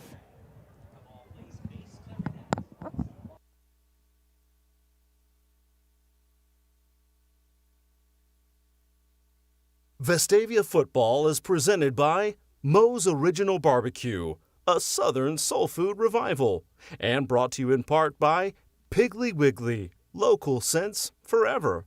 Baumhauer's Victory Grill, you are legendary. St. Vincent's Health System, personalized care when and where you need it.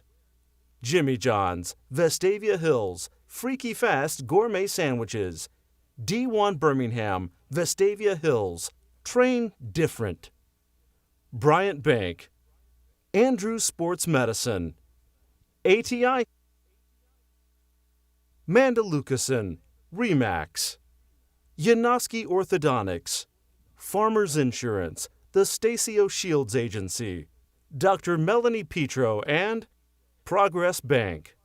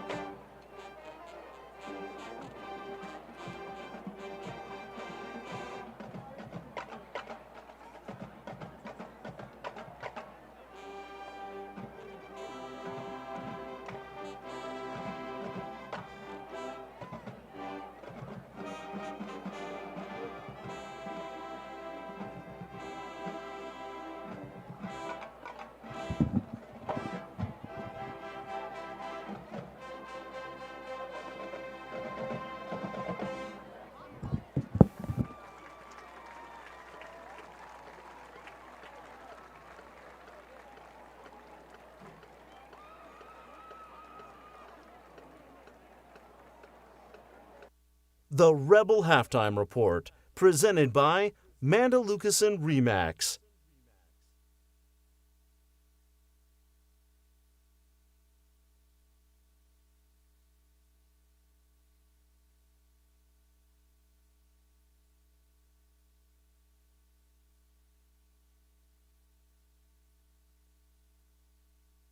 Vestavia Football is presented by Moe's Original Barbecue, a Southern soul food revival, and brought to you in part by Piggly Wiggly, local sense forever.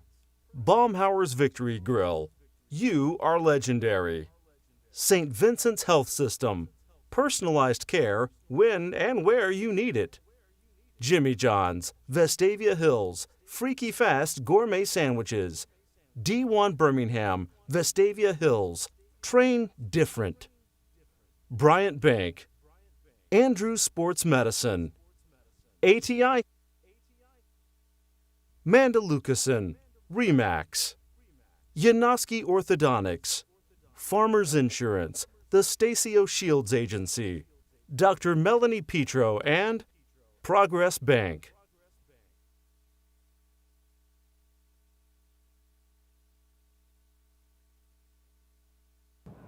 Welcome back, Rebel fans, to the second half of action. The first half, speaking of action, was action-packed. Big display of offense seen in the first half from both sides. The Rebels lead the Huskies right now 21-20. Braden Glenn was 5 of 8 for 59 yards. Charlie Hughes, his main target tonight, 3 of 3 on receptions and attempts for 50 yards. He had a long catch of 22 yards. On the other side of the ball, Cade Carruth really showing off his arm strength and his arm ability tonight. He is 8 of 11, 153 yards. 131 of those yards have been to junior receiver Amari Kelly, who had a long pass catch of 82 yards. The run game for both teams, Teo Crawford carrying the load, at least on the yardage-wise. He's got 59 yards, but Landon Neese picking up 3 scores on the ground at fullback. Armani Goodwin, the Auburn commit, has pretty much been held in check tonight. 7 rushes for 25 attempts, but Sean Jackson coming in there for the Huskies. He's picked up 64 yards and a touchdown for Hewitt Trussville. So a lethal display of both offense tonight. Mm-hmm. The defenses have had some good drives, but the offense has really been the name of the game tonight. Yeah, and especially going back to that Rebels offense has been firing on all cylinders, and I feel like both defenses are kind of just hanging in there and just trying to kind of slow the other team down. And then from what it's looking like so far, there's going to be some drives where the defense can't do anything about it, and some where the defense is the name of the game. And so just hopefully that'll be more the same, where the Rebels are firing on all cylinders again, and then their defense is just slowing down that Huskies' very explosive offense. Yeah, for the second straight week, also a big name that we have not heard much of tonight is Justice Finkley. Last week, Jeremiah Alexander, the number 11 ranked player in the 2022 class, committed to Bama from Thompson. He was held in check on the defensive line. Justice Finkley tonight, highly recruited prospect in the 22 class as well. He doesn't even have a tackle tonight, so the offensive line for the Rebels is doing a great job, protecting their quarterback and their running backs tonight, especially keeping them away from him. Mm-hmm. We've seen a lot of Caleb Jackson and Trey Washington, the Ole Miss commit tonight. They've been on a lot of tackles, and not to mention senior linebacker Landon Bergeson, number 26. He's had a lot of good plays for the Huskies as well. So you have some other guys having to step up for Hewitt Trussville. We see the tackling leaders for Vestavia. Joseph Sullivan with 6, John Edwards with 4, and Michael Lawrence coming up with 3, and that big sack there on Sam, that one drive you alluded to where the defense really had its way. Yeah, and I feel like especially going back, Joseph Sullivan, he always just flying all over the field. That strong safety, and he can really do anything. He's just going up and down, just anywhere the Rebels need him to be, he's there and right on the ball. And then back to it feels like Michael Lawrence, anytime the ball's been on the line of scrimmage, he's been at least breaking it up or forcing them to go another direction or try to spin out of his tackle. But he's been playing out of his mind so far tonight. And speaking of playing well, we mentioned Charlie Hughes having a great game receiving the ball. We mentioned 3 catches on 3 attempts for 50 yards. But he's been playing both ways tonight. We talked about it earlier, if you weren't with us earlier. Starting cornerback Tyler Moore tore his ACL, unfortunately, 2 weeks ago, right before the Thompson game, that last practice.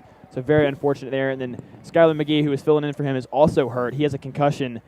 So Charlie Hughes playing both ways tonight, playing some defensive back, and he's been playing really well tonight on both sides of the ball. The Rebels are looking like they could possibly be turning into, the Falcons of the NFL, just injuries back to back, and Dan Quinn can't do anything about that, and it looks like he might get fired, although I don't think Coach Anderson will be getting fired.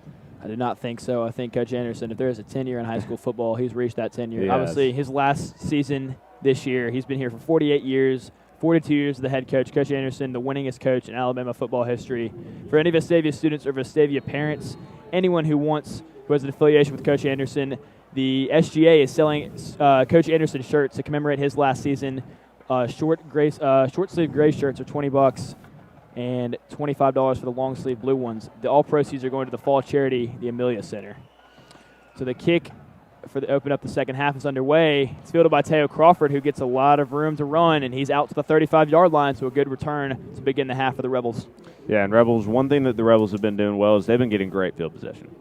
I feel like all the scoring drives, one they had to go about 40 yards, and the others have been 60, no more than 70 yards. Like, the Rebels have gotten some really good field position and almost just been setting themselves up for success. And on the other side of the ball, I feel like the Hewitt has not been getting as much field position, like as good as field position as the Rebels. That's been a factor in this game. There. Yeah, that's a great point you make. So here's a classic I formation to begin the half. Teo Crawford is in at tailback, but the give is to fullback Landon Neese. He's had a big game up to this point, and he's going to get with forward progress, probably about 4 to 5 yards, but a host of Hewitt-Trussville Huskies coming in to drive him all the way back. I think there might have been a little bit of aggressiveness after the whistle there. Justice Finkley was in there on that play, so getting the first little taste of a tackle there tonight for him. Yeah, and another thing that the Rebels have been doing well tonight is it looks like they're almost avoiding Finkley, as you normally do when you have a player of that caliber on the other team, and you try to get away from him, and when you have to go towards him, you try to kind of neutralize them, and that's one thing the Rebels have been doing tonight with their big tackles. Yeah, so twins at the bottom of your screen here. Knox Romeo in the slot, Cole Turner on the outside. So here's another give to Landon Neese. Neese is trying to muscle his way ahead for about 2 yards. And in there on the tackle, it's going to be Jackson Holland, the senior defensive back, also the backup quarterback. And Rebels looking like they're trying to reestablish this run game to start up the second half and just trying to get stuff going. Yeah, so they're faced, though, with an early third down, a 3rd and 3, so obviously short yardage situation. We've seen Glenn, obviously, in the past couple games, really, really comfortable with those short passes. But also we've seen the running attack tonight, as we mentioned at halftime, really doing well for the Rebels tonight. So let's see what they go with here. It'll be an interesting call. Hastings Sykes comes in motion to the other side of the line. And it's going to be a play action to Neese. And a nice play at the line, deflected by number 72. That's Riley Quick, the brother of Pierce Quick, who was a very, very high recruit a few years ago from Hewitt-Trussville, an offensive lineman now in Alabama. So just kind of an unfortunate play there. Riley Quick making a nice play to get his hands in the way of that pass. Obviously, he's a big dude, 6'5". He's got a lot of reach. So a quick 3 and out here for the Rebels. Yeah, now the Rebels are going to have to punt and hopefully try to pin the Huskies back deep in their own territory and leave with take 2 minutes off the clock there. So a bad there's a flag on the play. And there's a flag. And if this is against Hewitt, then that's a first down for the Rebels. That could be a game changer. Really could be, because although it appears the Rebels are backing up, and it is a false start against the Rebels. So not much change there. Just changed from a 4th and 3 to a 4th and 8. Yeah, same punt. You wanted to see, the Rebels come out and get a good first possession to try to seize momentum in this one. Obviously, took momentum before the half, and a touchdown here would be huge. Mm-hmm. But obviously, a 3 and out, not exactly what you want to see. So the defense is going to have to step up and make some plays. So it's a high snap to McMeans. He's going to be able to field it and get a nice punt away. It's going to land and take a favorable Huskies bounce. It's going to bounce all the way across the 40-yard line. It's going to be down to the 41. So talking about field position, Hewitt-Trussville with excellent field position to start their first drive of the second half. Yeah, they do look set up pretty well here. Just looking like if they can just get their absolutely electric offense going, they could turn this into something. For sure. Just to update you on the professional sports side, the Yankees lead 4-1 the Rays in the top of the 7th, trying to even up that series and force a crucial Game 5 to move on to the ALCS. So here's the give to Sean Jackson, the rushing leader for the Huskies so far, but he's going to go nowhere. Big tackle there. Charlie Hughes on that one, along with Trey Saunders and, of course, big number 62, Michael Lawrence. I wish we had Trey Sanders on our team here. Yeah, Trey Sanders, a running back at Alabama. Said he was going to win the Heisman last year and then got hurt.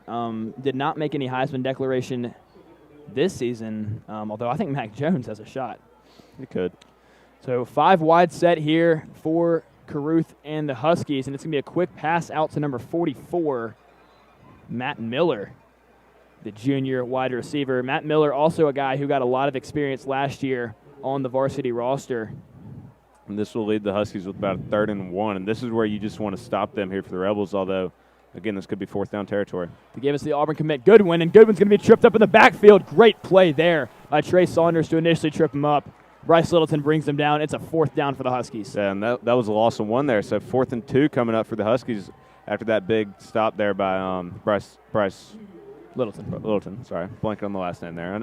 I've known Bryce for a while, but just blanking. And now Rebels look like they've got their defense out there, but ready for a possible pooch kick as Joseph Sullivan was running back to start at least. Yeah, so the Hewitt Trussell going to keep their offense on the field. It's a huge play right here for both teams. Trying to go with a hard count there. No one's jumping for the Rebels. Caruth looks like he's going to check at the line.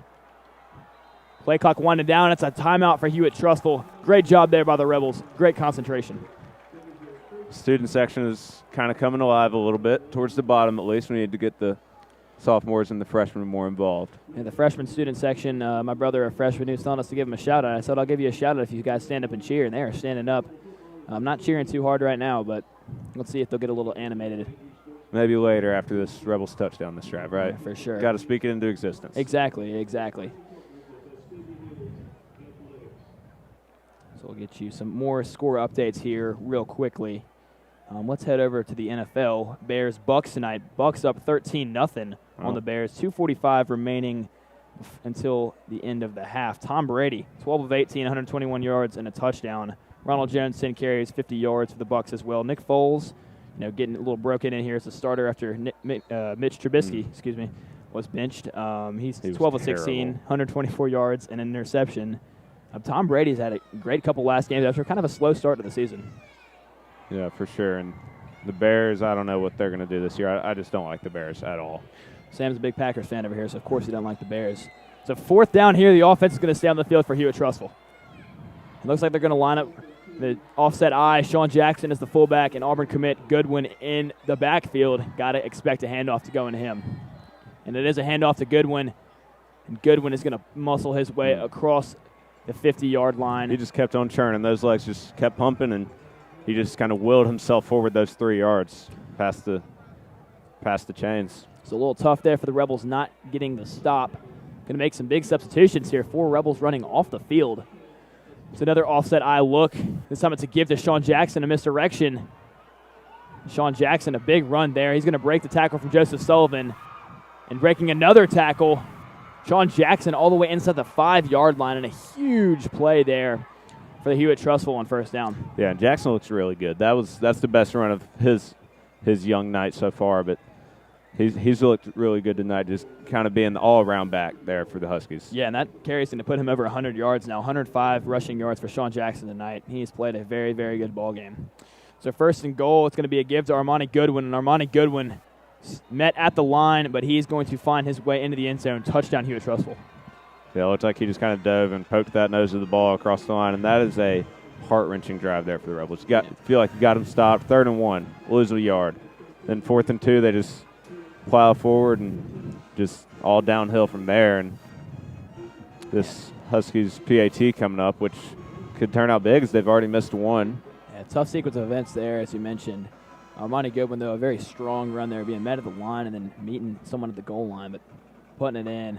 This kick is going to looks like a wide left. Excuse me, it is good. Looks from our vantage point, it was no good. It's always hard to see up here. For sure. So 27-21, the Huskies lead the Rebels. 7:17 to go in the 3rd quarter. We'll be back with you in just a moment with the kickoff.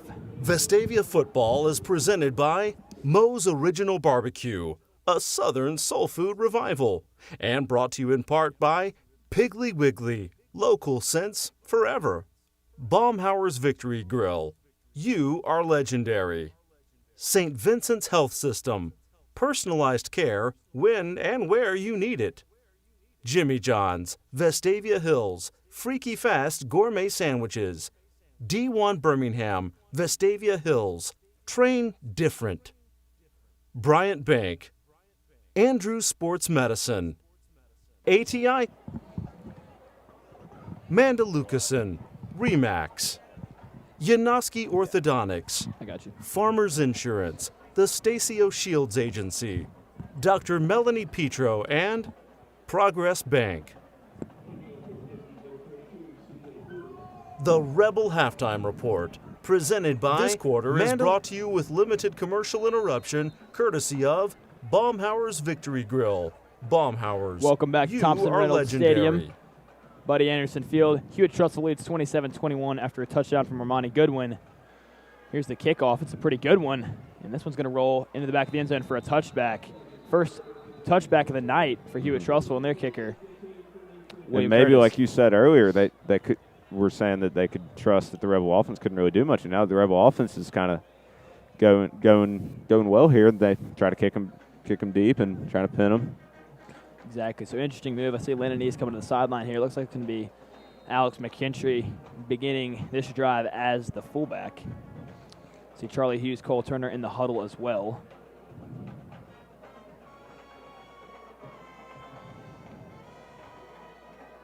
And interesting, it's Pierce Hanna in there at running back. Has not gotten a ton of carries this year, but he was huge in that Hewitt Trussell game last year. He was. So here's the play action to Pierce. And a throw to the near sideline. Charlie Hughes, it's complete. Tackle made by number 21, Connor Thomas, but not after a pickup of 5 yards. Yeah, and going back to Pierce, he was big in that game last year after that wild run by A.J. Powell, and he was kind of subbed out of the game for a little bit there at least, and Pierce kind of filled in and did well, even though A.J. was a great back for us that year. Just that game wasn't really his game. So Glenn checking to the line here. Here's a toss sweep to Pierce Hanna. Pierce trying to get the edge, and he muscles his way forward to about the 28-yard line. Looks like it'll be about a 3rd and 2, maybe 3rd and 1 upcoming. Sam, you mentioned A.J. Powell there in the wild run. A.J. Powell had a run last year. We lost a significant amount of yards, and Thomas Wade, actually our former play-by-play broadcaster, actually call got kind of famous. Was posted on Overtime. Forgot about that. So yeah, Thomas Wade continuing his broadcasting career at Alabama. The best of luck to him. Another give here. This one is to McKinstry. And I don't think he got the first down. I don't believe he did. They're marking him about a yard short. And that is a very, very disappointing drive for the Rebels there. So the Rebels going to have to punt again. And Sam, as you said, that is very, very disappointing. Interesting move here. Trey Washington, the Ole Miss commit, going to go back to receive this punt instead of Amari Kelly.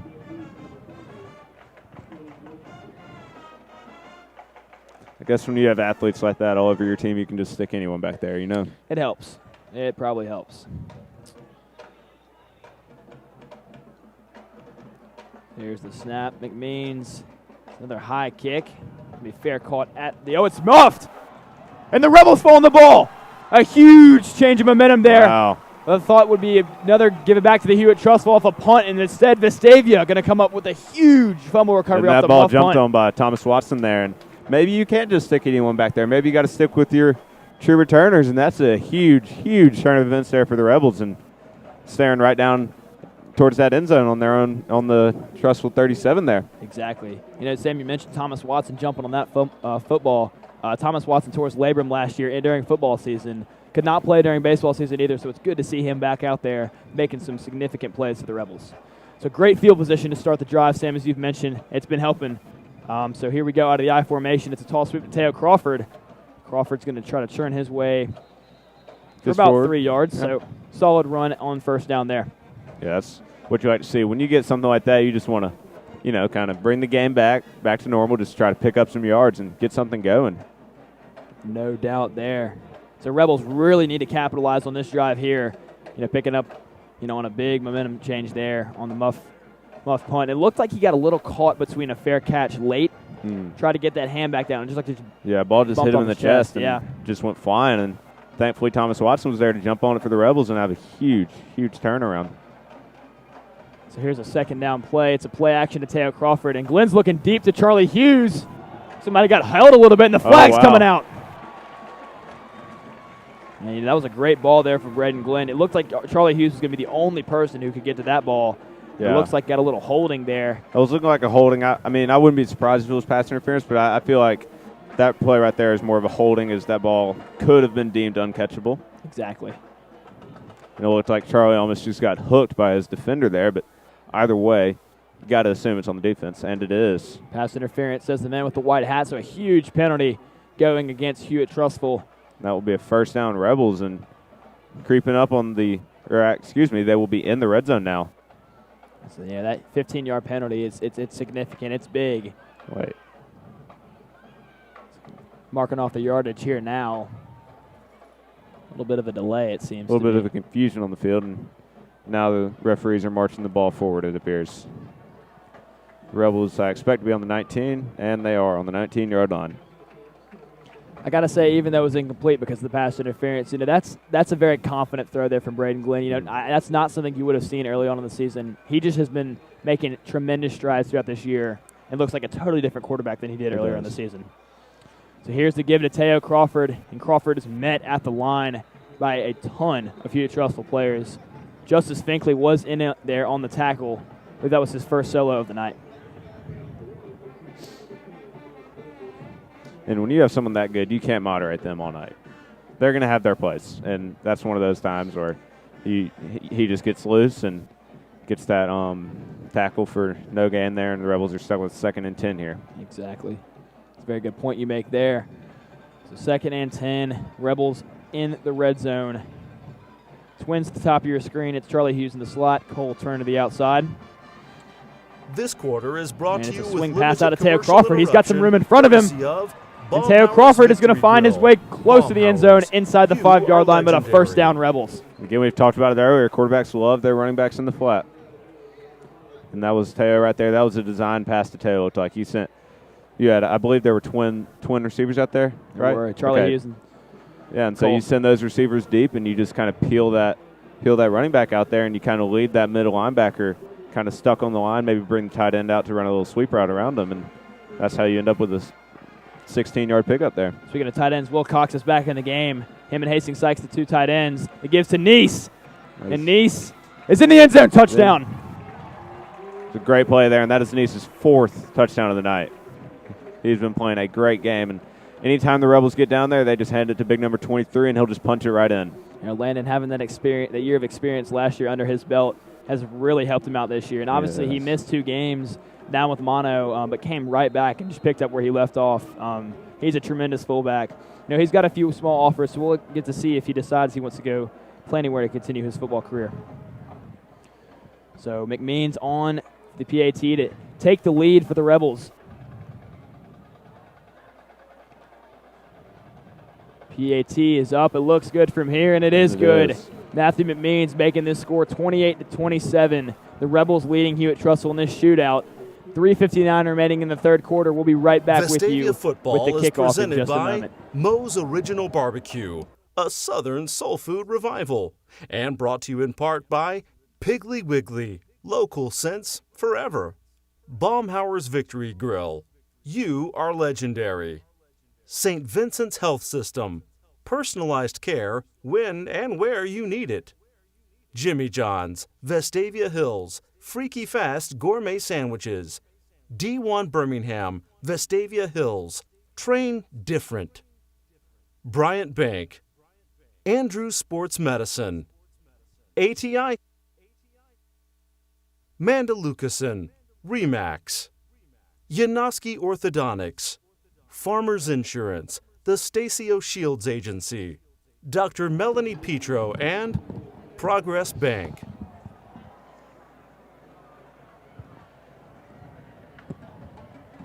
All right, and Rebels are set to kick off here, and Matthew McMeans looking to kick this ball deep. So here's McMeans running up to kick this ball away. It's a very, very good kick. It's going to be fielded right at the goal line by Amari Kelly. Kelly's trying to find a way to run. He's stopped. He's got nowhere to go, and the Rebels with great kick coverage. It looks like they just kind of funneled all around the ball carrier, and that's exactly what you want to do, just give them nowhere to go and end up with about a 12-yard return and set the Huskies deep into their own territory. Yeah, obviously I'm no football player here and no returner. I guess I was a punt returner back in 8th grade, but if there's anything I've learned from Madden NFL football, it is not to change direction on a kick return. You got to keep going or else you're getting nowhere. Once you pick somewhere, you got to stay committed. Exactly. So here come Hewitt-Trussville out fresh off a touchdown for them in the last drive. Armani Goodwin punching that one in. So here's Caruth taking this one. He's going to throw it and take off instead. And a great play there by Josh Cheatham. Cheatham's been flying all over the field. If you recall that play where he was lined up at nose tackle and got a sack. And while he's normally a middle or outside linebacker, in that play he was designated outside linebacker and just flew in there to get that tackle on the quarterback for a gain of about 2 yards. Talk about a guy who has played outstanding this year. It's Josh Cheatham. He He'll really find a has. little bit under the radar sometimes, but he, especially in that Oak Mountain game, he's just been a great piece for this Rebels defense, holding down the front seven at that middle linebacker position. He's been a good addition to both this football team and the school since he moved in here a couple years ago. So Caruth rolling out to his right. He throws across the middle. It's a strike complete to who else but Amari Kelly, and Kelly's got a lot of running room in front of him.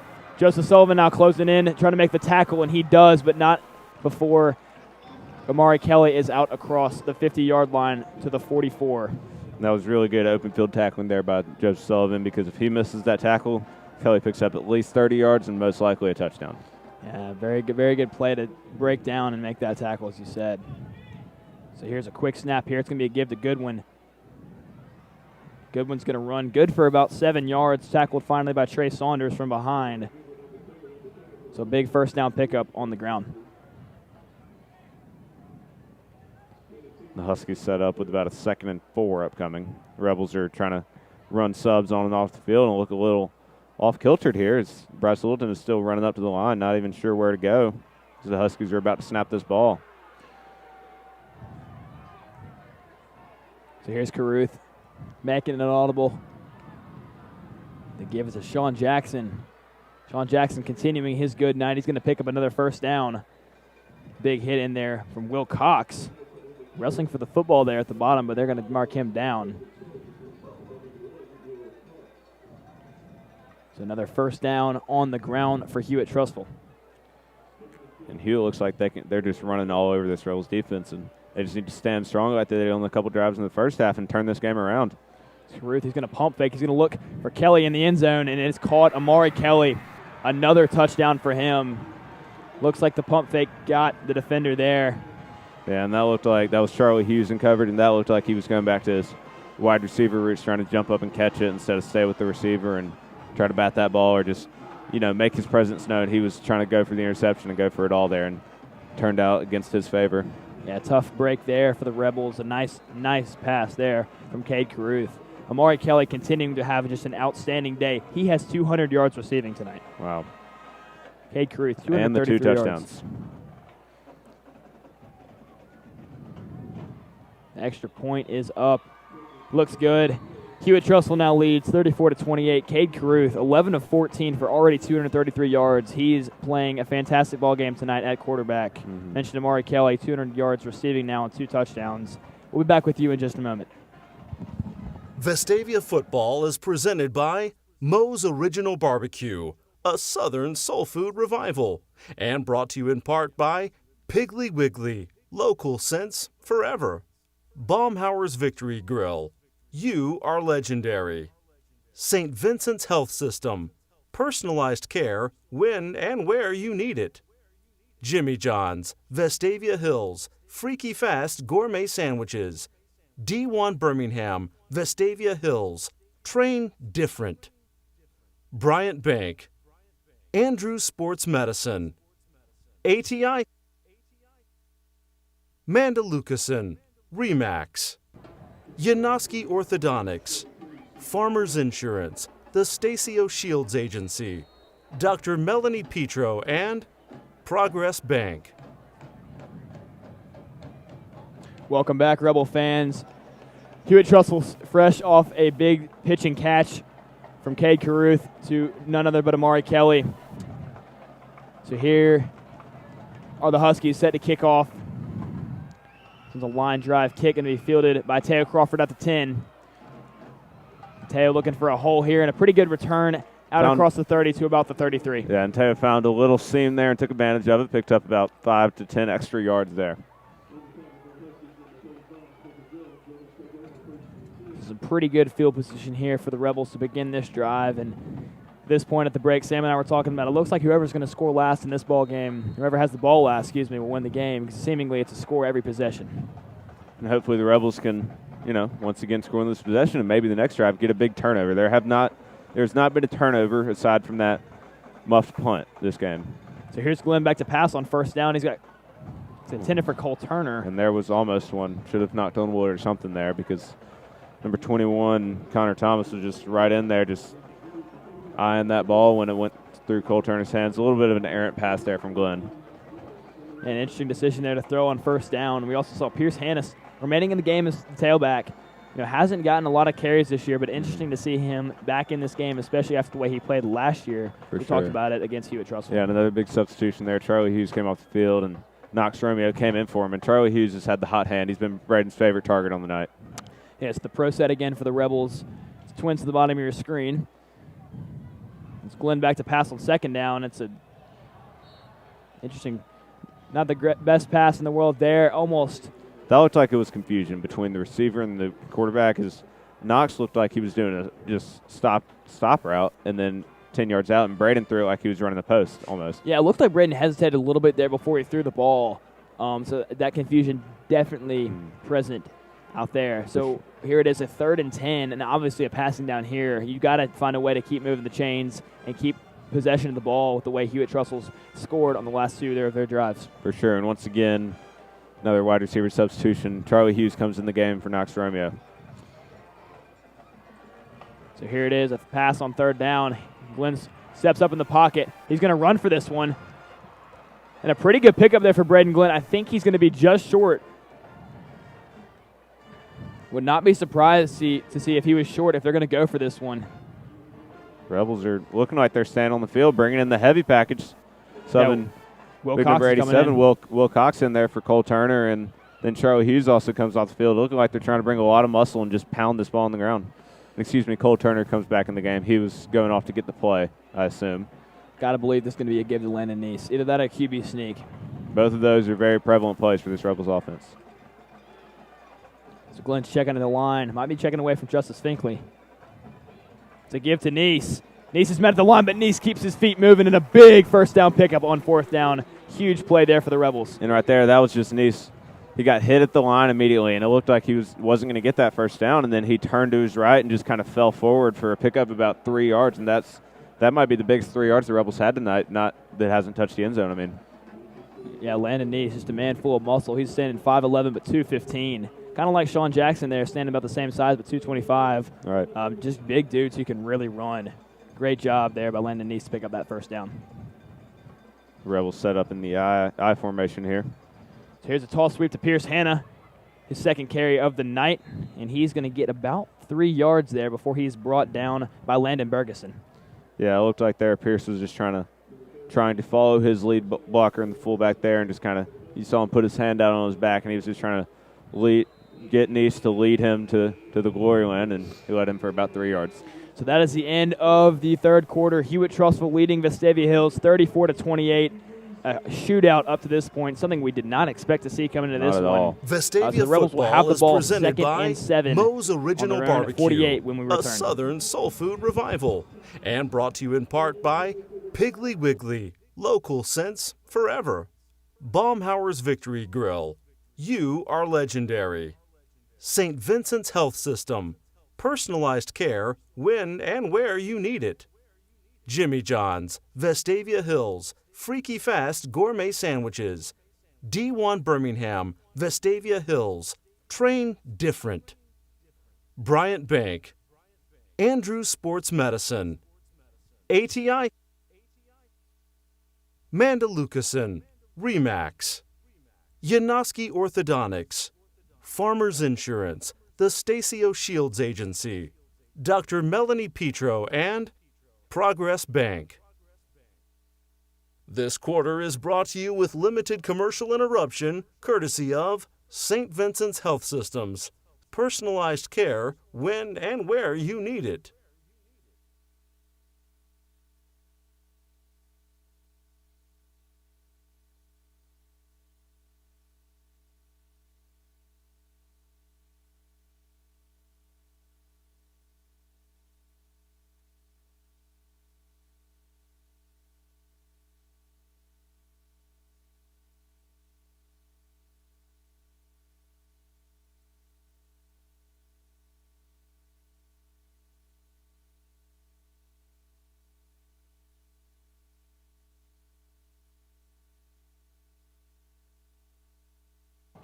Welcome back, Rebel fans. We are set to begin the fourth quarter here. The Rebels have the ball on their own 48-yard line, 2nd and 7, down 34-28. This game has been nothing but a shootout. And Sam and I both said we think whoever has the ball last in this game might have the chance to win the ball game. Yeah, and especially the way both these offenses have been moving the ball, they're just taking it up and down the field, just scoring left and right. And it's an exciting game to watch for sure. So here we go, Rebels out of the I. Twins to the bottom of your screen. Charlie Hughes the outside, Cole Turner in the slot. Pierce Hanna remains the running back. It's play action to him. Glenn stepping up in the pocket. He's got Cole Turner deep. Just over Cole Turner's head, just outside of his reach. Would have been a huge pitch and catch there for the Rebels. Yeah, and that was he was open. Connect there, that's a touchdown, but just a little high on that ball from Glenn. And a big missed opportunity there for the Rebels. Could have been a huge change of momentum there. Obviously, we said it's a shootout. Could have been another score up on the board there. I feel like that definitely would have been had that ball been in the breadbasket. So here it is now. Instead of a touchdown, it's a 3rd and 7. So a needed completion here, and it's going to be a timeout called by Coach Anderson. The Rebels might have seen something there that he did not like. Yeah, you don't want to waste your timeouts early, so Coach Anderson, a seasoned coach, knows that he doesn't want to waste his timeout. So he must have seen something that he really did not like enough to call a timeout there and set the Rebels up for success here on this upcoming 3rd and 7 and just trying to keep moving this ball and keep moving these chains because the way this game has been going, if you don't get a first down here, Hewitt could very well score and make this a 2-score game middle of the fourth quarter, and that is not what you want if you were the Rebels. Exactly. So baseball fans, it looks like you're going to see a Game 5, a crucial Game 5, win or go home. The Yankees lead the Rays 4-1. Headed into the bottom of the 8th. So some big stuff there for the Yankees coming off a loss last night. Over to head to college football. Houston has come back to take a lead over Tulane 28-24. Still 7.5 remaining in the third quarter, so lots of football left to be played there. On to the NFL at halftime. The Bears surging back to take the lead 14-13 over the Bucks. So some big stuff there. We'll keep you on tabs of those games until this one's over.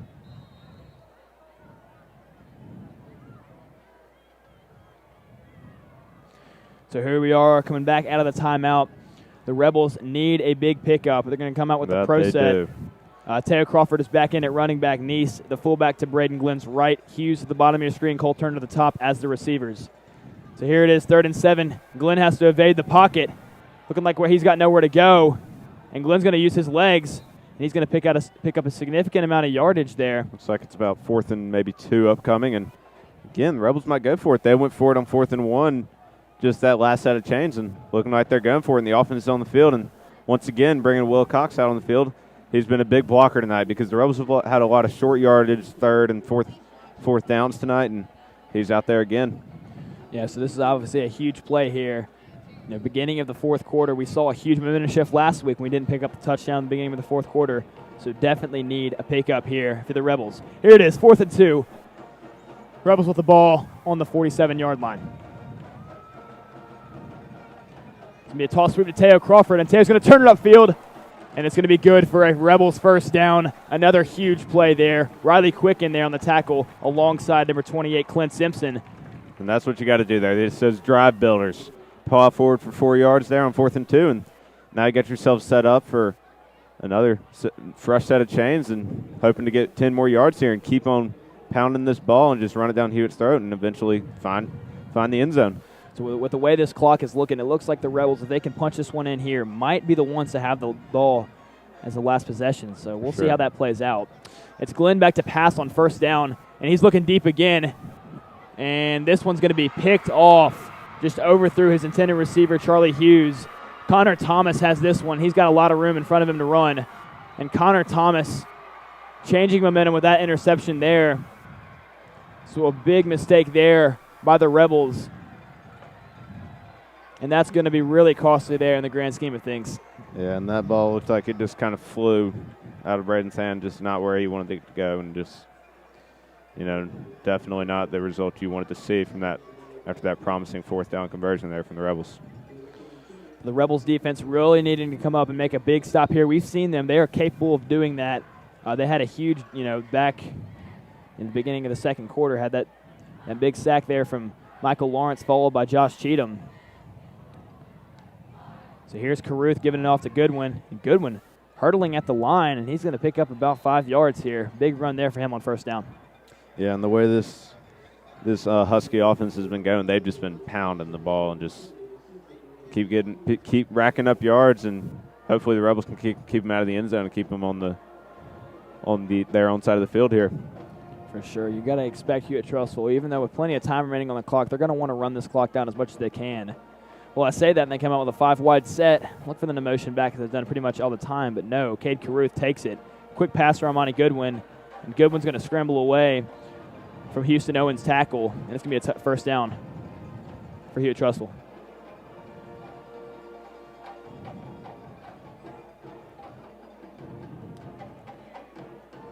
So Hewitt looking to take their time here. Still no huddle, but they're making sure they run as much time off this clock as they can.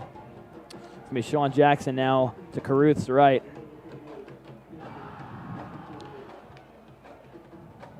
They give this to Sean Jackson, and Sean Jackson breaks free into the secondary, and there is no one between him and the end zone, and he's just going to walk into the end zone. It's a touchdown for Hewitt Trussville, and they capitalize off that Braden Glenn interception. Yeah, and that ball that handoff nobody was stopping him. He had to break one tackle, and then it was all green grass ahead of him.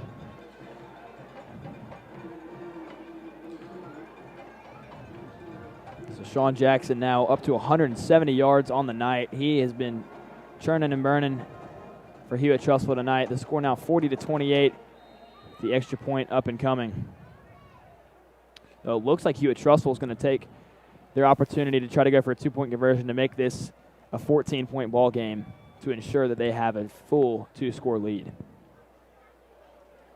So a big play here, to say the least, for both sides. Caruth going to take it and roll it out to his right. He's got no one open, but he's going to run to the left side of the field where there is not a blue jersey in sight. And he takes this one into the end zone. 42-28 now. Hewitt Trussville leads. And a pretty demoralizing drive there for the Vestavia Hills defense. Now down 2 scores, leaving their offense with room to work with. Although the referees are discussing something, I did not see a penalty flag come out. Vestavia Man with the white hat is waving off the flag. 2-point conversion is good. 42-28. Hewitt Trussville leads. We'll be right back with you. And brought to you in part by Piggly Wiggly. Local sense forever. Baumhauer's Victory Grill. You are legendary. St. Vincent's Health System. Personalized care when and where you need it. Jimmy John's, Vestavia Hills, Freaky Fast Gourmet Sandwiches. D1 Birmingham, Vestavia Hills, Train Different. Bryant Bank, Andrews Sports Medicine, ATI, Mandalucason, Remax, Yanoski Orthodontics, Farmers Insurance, the Stacio Shields Agency, Dr. Melanie Petro, and Progress Bank.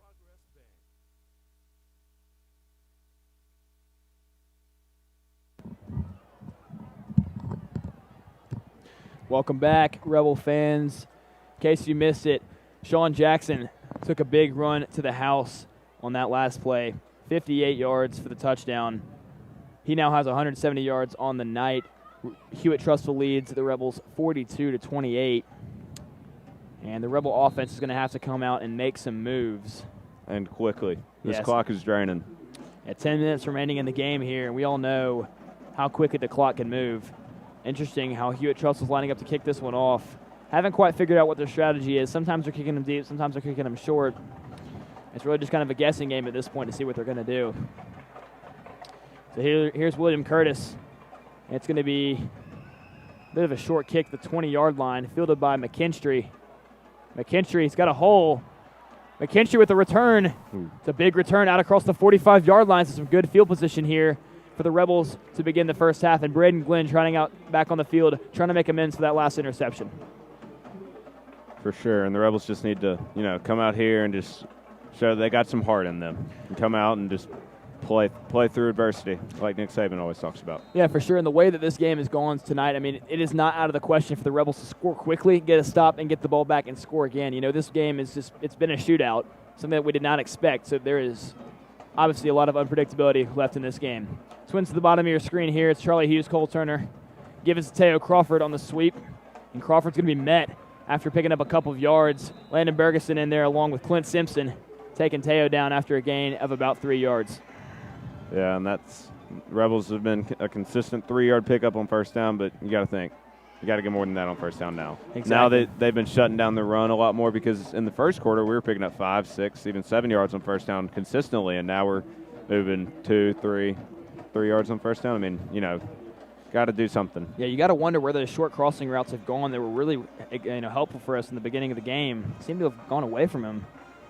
So here it is. Glenn's back to pass, and there is a crossing route right on cue. It's just out of Cole Turner's reach. It looked like Cole Turner kind of, I thought he would undercut that route a little bit to adjust the defender. Braden Glenn threw it, tried to throw it in between the defenders, and it's not going to be another 3rd and 7. And the Rebels, this has got to be 4-down territory here.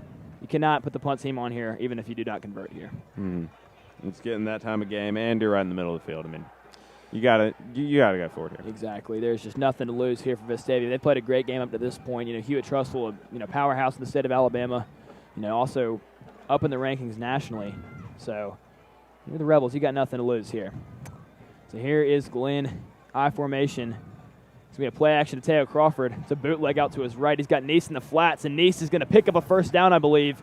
Great effort there to extend that ball across the line. And he will. And Neese, oh, no, that's not what you like to see for the Rebels. Neese is down on the ground. Looks like he's holding that groin or hamstring area, although he does get up, and he appears he's limping off the field. Looks like he might stay in the game, but he's definitely hurting. Let's get ready to see Alex McKintry coming in here.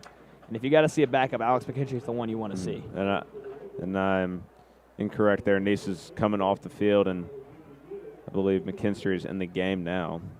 Obviously not the guy you want to see getting hurt. Landon Neese, 4 scores tonight. He's accounted for all of the touchdowns tonight. But as I said, Alex McKintry, if you're putting in a backup, he's the one you want in. For sure. So here's Glenn checking at the line. 1st and 10 from the 45 of Hewitt.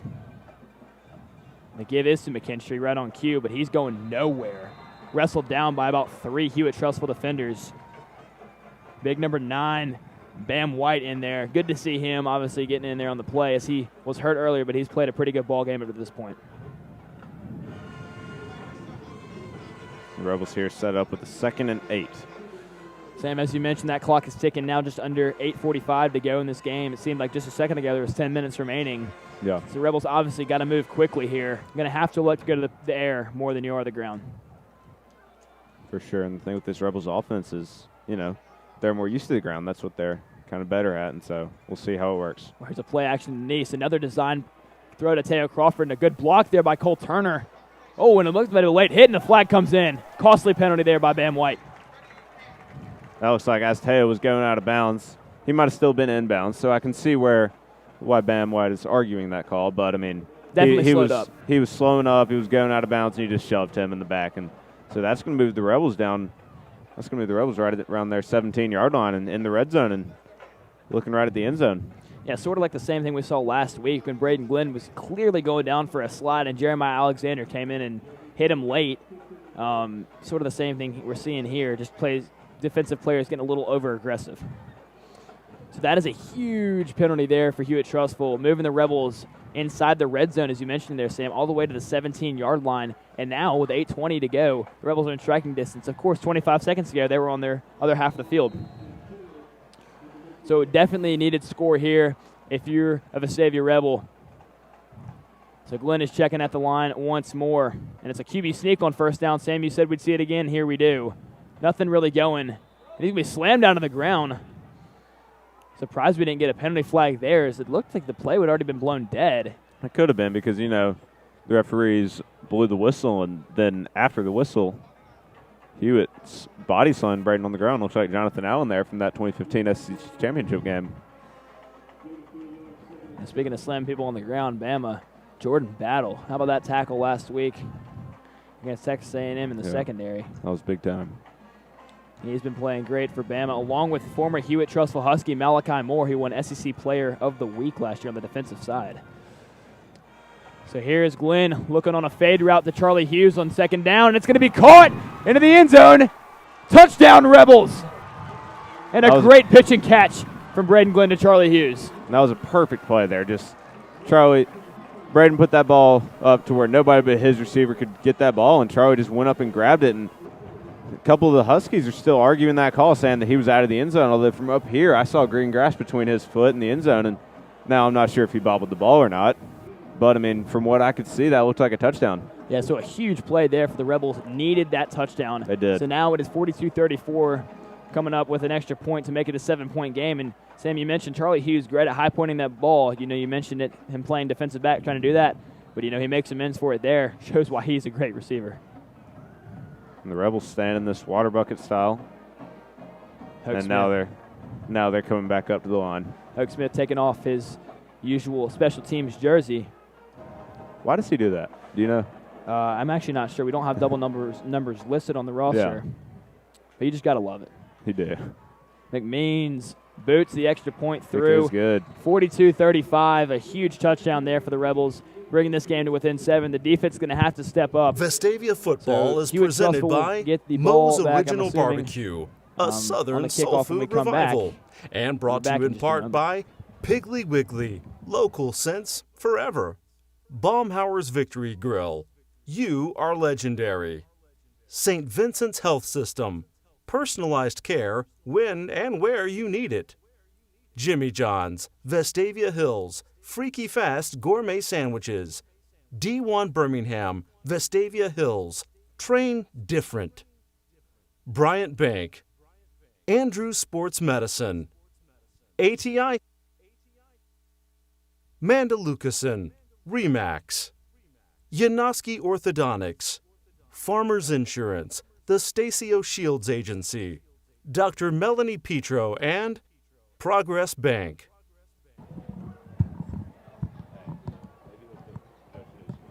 Yeah, I doubt Biden will. Good old Trump might. So welcome back, Rebel fans. A huge pitch and catch on the fade route from Braden Glenn to Charlie Hughes. Braden making amends, I should say, for that interception on the 2 drives ago. McMeans now booting this one away. It's a bit of a high kick. Going to be fielded there by Caleb Jackson. He's got nowhere to go. Big hit by Joseph Sullivan about the 30-yard line. So it looks like Hewitt will take over there. And the Rebels defense needing a huge stop here.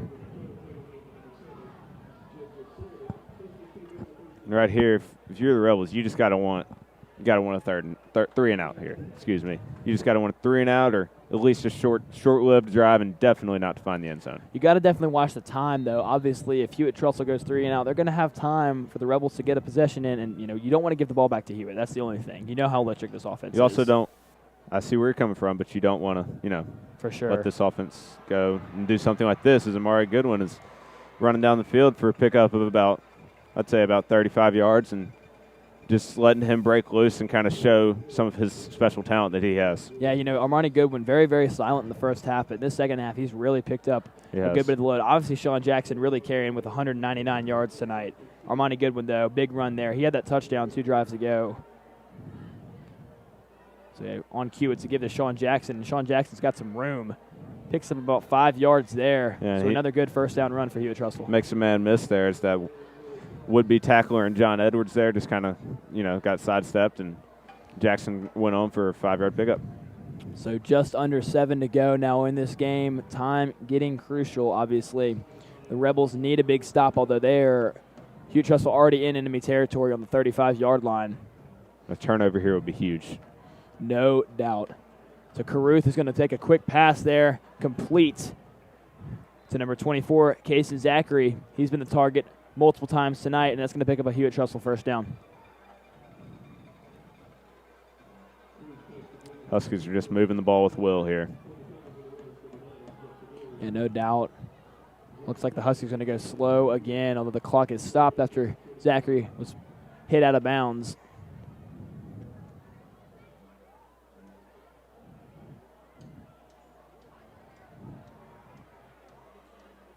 You can kind of hear the calmness in the stands now, knowing that this is a huge possession.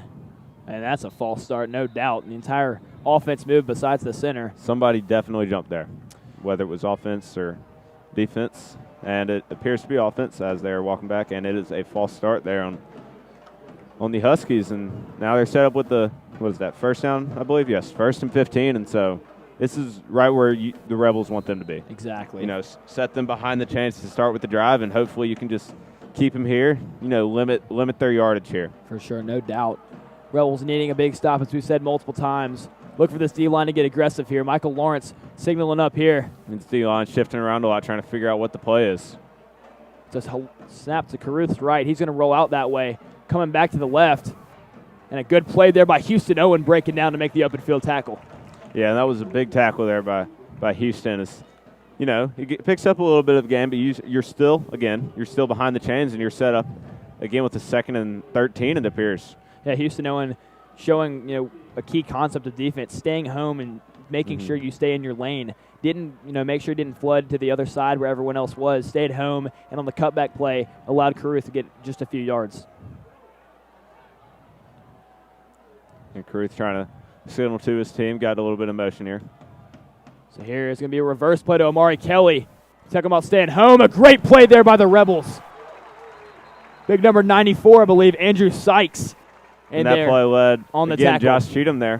Been calling his name a lot tonight. Not as much in the second half, but he was right there, and he was getting animated there. As, you know, now the Huskies are back for a 3rd and 17. This is what you talk about after that false start.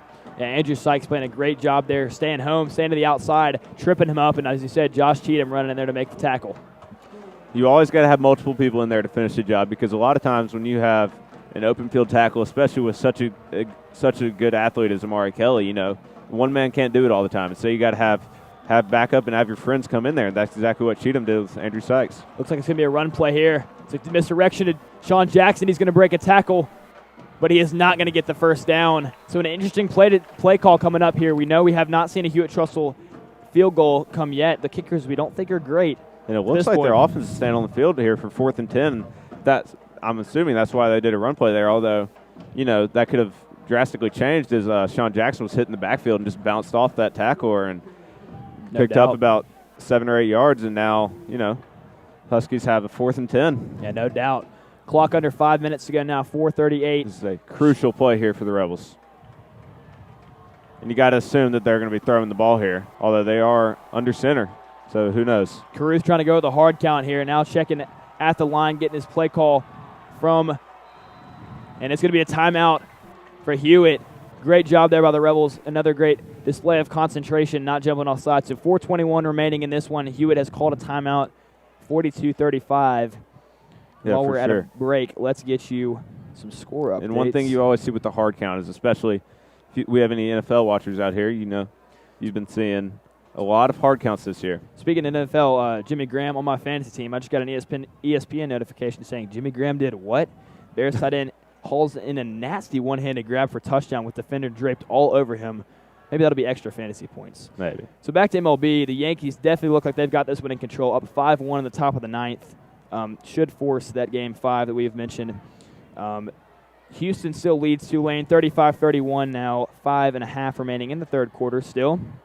And that Jimmy Graham touchdown, I think it's before the half. The Buccaneers up 16-14 now with a field goal. They've got the ball back. That's now 3 field goals for the Buccaneers there. Yeah, for sure. Or actually, no, 4, right? Wait. Trying to do math. Yeah, 3. Pretty solid night for MJ on his fantasy team. We're only in the third quarter. Ronald Jones got me 14.2 points. Jimmy Graham got me 10.5. I'm up on the league's leader, Will Richardson. He's 4-0. I'm 2-2. But no, it was a sneaky team. I came up and beat Sam. Big night for Patrick Mahomes against the Ravens, 40 points. That's my only loss of the season. And our fantasy performer of the night here has got to be, you know, Amari Kelly or Sean Jackson. Or Landon Neese. It's 4th down here. Rebels fans going crazy. Huge play, 4th and 10.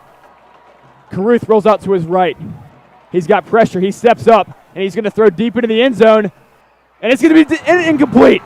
Great play by number 7, Joseph Sullivan, to break up the pass intended for Kason Zachary. And the Rebels now, with 4:12 to go, have a chance to tie this ball game up. And that ball is just a 50-50 ball, and Joseph Sullivan had a little bit better positioning. It was just there to bat that ball down and, you know, not give that Trussell receiver a chance. And now Rebels got the ball, 70 yards to go to find glory and maybe punch this ball in as time is winding down. Maybe send this game into overtime, or who knows, maybe we'll go for 2. Yeah, that play call kind of tripped me up there. As you said, a 50-50 ball. I couldn't tell who caught it, if it was intercepted, incomplete. But nonetheless, the Rebels have the ball back. The fresh set of chains here from the 30. Here's Glenn. It's a give to Teo. And Teo's going to be met at the line. Seemingly 6 Hewitt Trussell defenders in there on the tackle, led there by Landon Bergeson. Yeah, and like we were talking about, last drive, the Rebels have started to pick up less and less yardage on that first down. And there's another prime example of that 1 yard on first down when in the first half, especially first quarter, we were picking up 5 and 6 yards. And, now the Rebels are needing to throw more. Braden up to 19 attempts as he was at, I believe, 8 at halftime. Believe so. Yeah, and so 5 of 8, yep. Obviously throwing a lot more here. And, who knows? Maybe Rebels will catch a deep ball here as we got Knox Romeo and it looks to be Cole Turner off on the other side at the top of your screen. So it looks like it's going to be Nace in there as the H-back. It's going to be the quick little shovel pass to Cole Turner. And really nothing going there. Tried to run that play last week, but it got called back for holding. So now a 3rd down already facing the Rebels. And the Rebels, obviously 4-down territory here, would love to have a big conversion here. And I expect the Rebels to run, possibly a toss here. Try to pick up, 3 or 4 yards and set yourself up good for a 4th down. Because, if you go through the air, yes, you could pick it up. But again, my guess you might is get it incomplete and leave yourself with a 4th and long, which you definitely do not want to be in. My guess is design pass play to Teo Crawford out in the flats. That's worked pretty well for us tonight. That has worked well. Instead, it's going to be a play action to Teo. Glenn's going to step up, and the ball's on the ground. It's a fumble, and Hewitt Trussell has recovered it.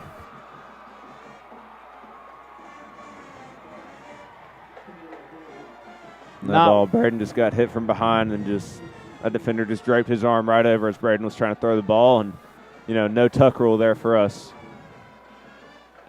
And obviously no replay here. You can't tell to see if his arm was going forward. A fumble is a fumble. So a tough break there for the Rebels. Glenn doing all he could do there to step up in the pocket. So here Trussell going to come back now. The Rebels only have 2 timeouts to stop this clock. And you got to assume that the Huskies are going to keep the ball on the ground as they've been doing so well all night. That 1-2 punch with Sean Jackson, Armani Goodwin has been good. And here is Sean Jackson on the carry. He's going to be tackled quickly, though. Looked like Cheatham was in there to begin with, followed by Bryce Littleton. 1 yard there, so now Huskies are left with the 2nd and 9 upcoming.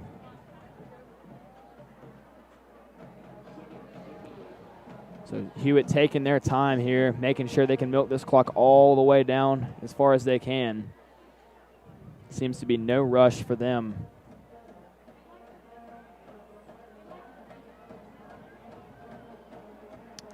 So staying in the shotgun formation. It's Goodwin now, and there's a flag coming in. It's Goodwin look to shift over to the right side. Man with the white hat is signaling another false start. And that'll back the Huskies up 5 yards.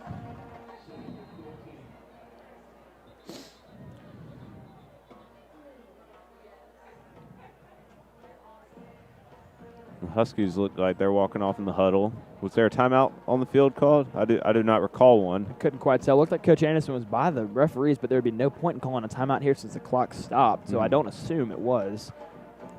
It looks like the head umpire and the referees are kind of in their meeting together, trying to decide what to do. And the umpire signals, looks like he said to wind the clock. So I guess there was no timeout there apparently.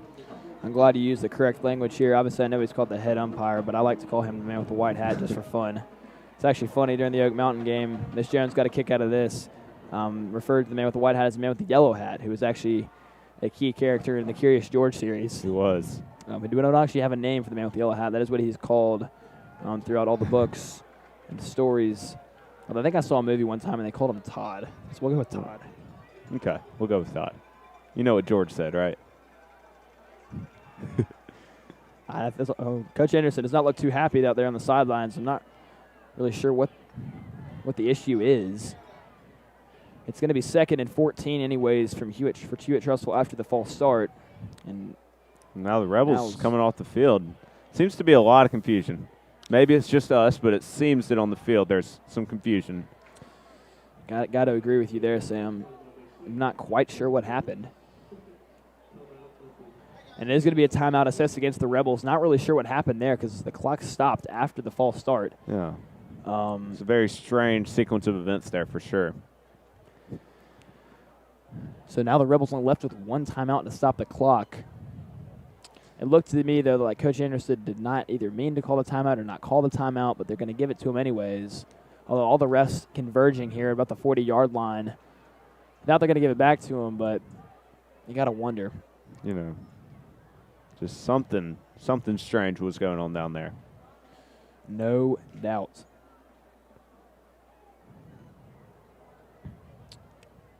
And if the Huskies get a first down here, that should just wrap up the ball game. So the Rebels, got to be thinking you got to stop them here.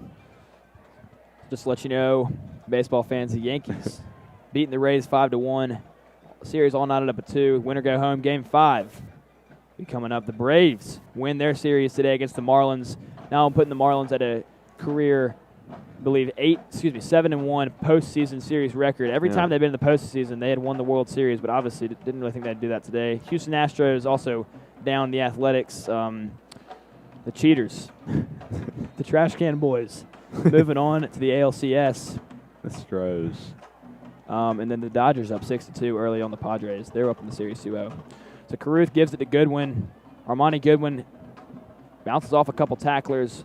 He's finally going to get brought down by Max Neuroth. Yeah, looks like he's got about a 3rd and 11 upcoming. How are your Angels looking for next year? I know they didn't have a great year this year, but well, so we are not bringing our GM back. Which probably is a good move because we've got all the talent across the board, across the lineup: Pujols, Trout, Rendon, Upton. We've got some great hitters, but it's just we don't have any pitching. We had Matt Harvey when he came over from the Mets, and then off of Tommy John, he just was never good. No Otani. Speaking of surgery, I was thinking of him. I don't keep up with baseball that much. I know the basics. Yeah, Otani. Obviously that stud from Japan. He's a great hitter and pitcher. Although he's been shut down on pitching 2 years in a row now, has been a key guy in the lineup. But he really was highlighted as one of the next great kickers. I don't know why I said kicker. I was looking over there at the kicking thing. Yeah. Pitchers in the MLB, but it really hasn't gotten it going on the pitching side yet. So the Angels, obviously the inferior team in LA. Well, hopefully that we can get some pitching and make a splash here pretty soon. It's been like a 10-year playoff drought, I'm pretty sure. Last great pitcher was Jared Weaver. He was a bowler, but sure. Nothing really going for him. All right, and the Rebels kind of edging their way back out on the field, and that time there was a timeout called, and I'm sure it was meant to, as the clock had not drained any time yet, and now the Huskies have a 3rd and 12 upcoming, and, I feel like you would go for it on 4th, although I'm not sure. I mean, your two most important plays of the game here, obviously. It's going to definitely 4-down territory. He gives to Sean Jackson, and Jackson's going to try to reverse field, but Andrew Sykes says no, sir. He's going to take him down, and this should trip him up. And Thomas Watson, Max Neuroth in there on the tackle. So 4th down coming up here. You got to believe Hewitt's going to take this one all the way down, call a timeout, and then make their decision. If they do that, it'll be looking like a 4th and 12. It looks like they didn't get any gain of yards that play, and they are leaving the offense out there, at least for now, although you did say that they might drain it down and call a timeout, which is the logical thing to do. But be about 1 minute and 3 seconds if they do that and call a timeout. So obviously the Rebels are going to have, sub 1 minute. So take it down the field and score. Here comes Hewitt, emerging to the line. Got about 5 seconds on the play clock here. And it looks like Caruth's going to kick this one. Oh, it's not a good kick at all. Get out of the way, Rebels. A favorable Rebels bounce. About a 5-yard punt. Leaves the Rebels with 56 seconds as the offense is trotting back out on the field. And, Glenn is not the greatest deep ball thrower, though hopefully, you're hoping he can hit a few right here, and that would be huge. Sam, I got to ask you here, who's a better pooch punter, Bo Nix or Cade Caruth?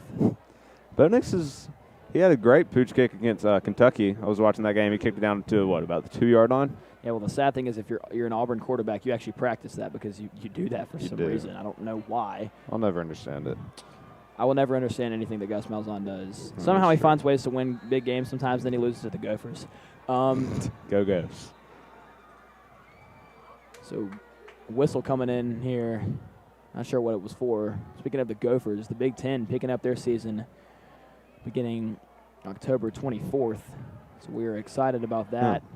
I learned about that news from my friend Tailgate Talk, and if y'all are any podcast or Instagram users, go follow Talk Tailgate on Instagram or Tailgate Talk on Spotify, Anchor, Apple, anywhere you find your podcasts. You can listen to MJ Newsom on Tailgate Talk. And www.tailgatetalk.org. Looks like Hewitt's going to take a timeout here. Speaking of the podcast, actually, I had a really unique opportunity. Got to give a podcast interview with Seattle Seahawks receiver David Moore 2 nights ago. Really cool guy. He's got a great story. Overcame a lot of adversity in the beginning of his NFL career, and he's now shaped out to be a key target for Russell Wilson in his MVP campaign.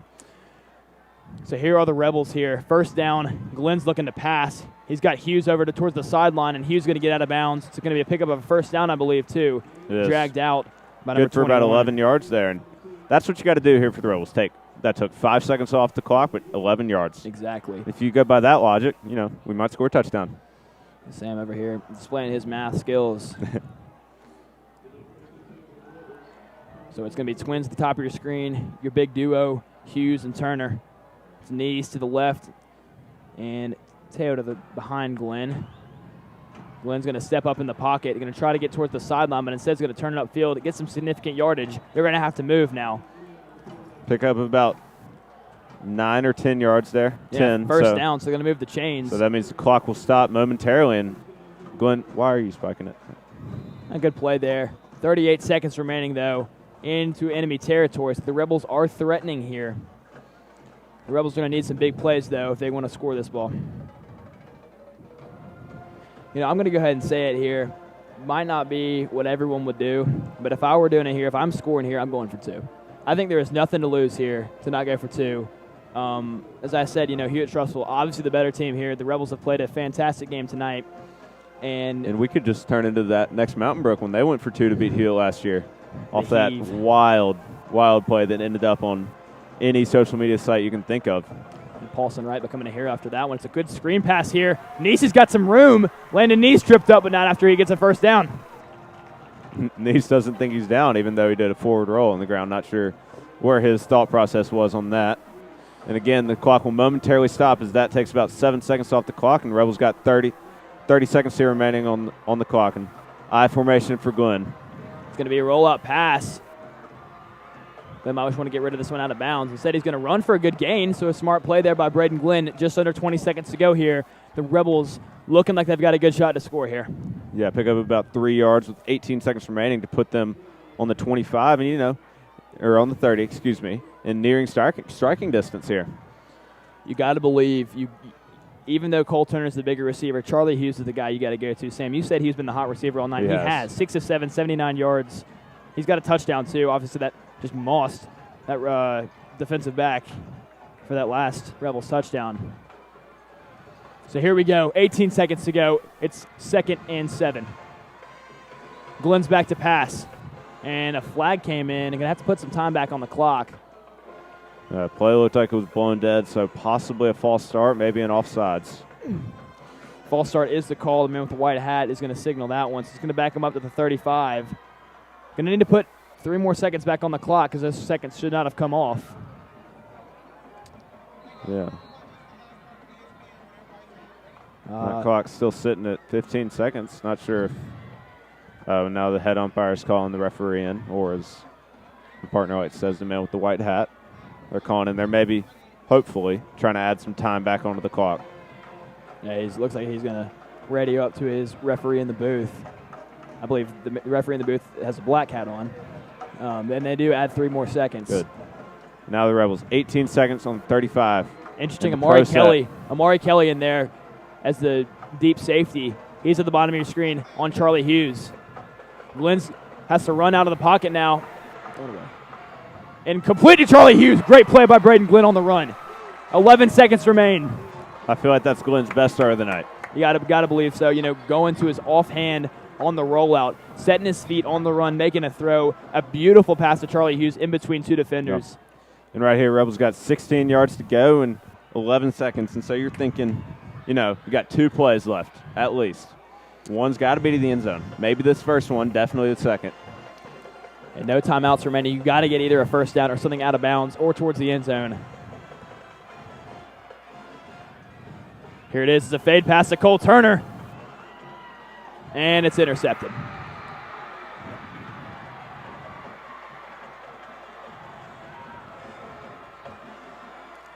That is just a heart-wrenching throw there. As the Rebels looked like they were in prime scoring position, creeping up on that goal line, and just that ball a little underthrown there by Braden. So a disappointing end to this game here, as Hewitt's obviously just going to take this one in the victory formation to a knee. 5 seconds remaining. It's a very, very tough way for this game to end, especially being at my last home game to call.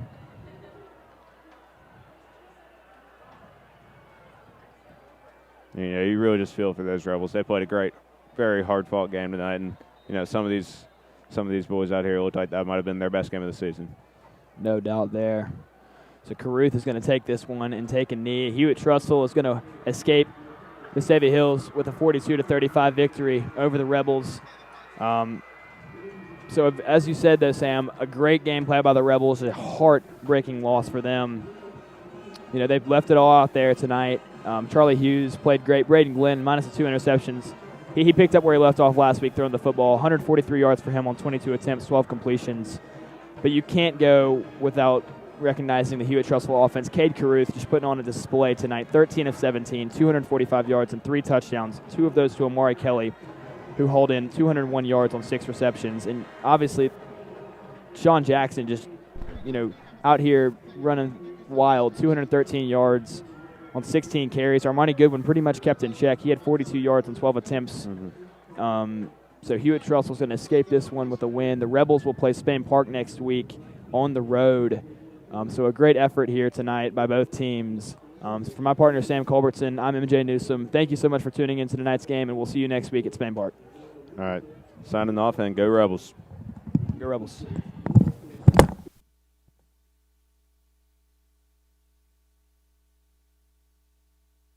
Vestavia football is presented by Moe's Original Barbecue, a Southern soul food revival, and brought to you in part by Piggly Wiggly, local sense forever. Baumhauer's Victory Grill, you are legendary. St. Vincent's Health System, personalized care when and where you need it. Jimmy John's, Vestavia Hills, freaky fast gourmet sandwiches. D1 Birmingham, Vestavia Hills, train different. Bryant Bank, Andrews Sports Medicine, ATI, Mandalucason, Remax, Yanoski Orthodontics, Farmers Insurance, the Stacio Shields Agency, Dr. Melanie Petro, and Progress Bank.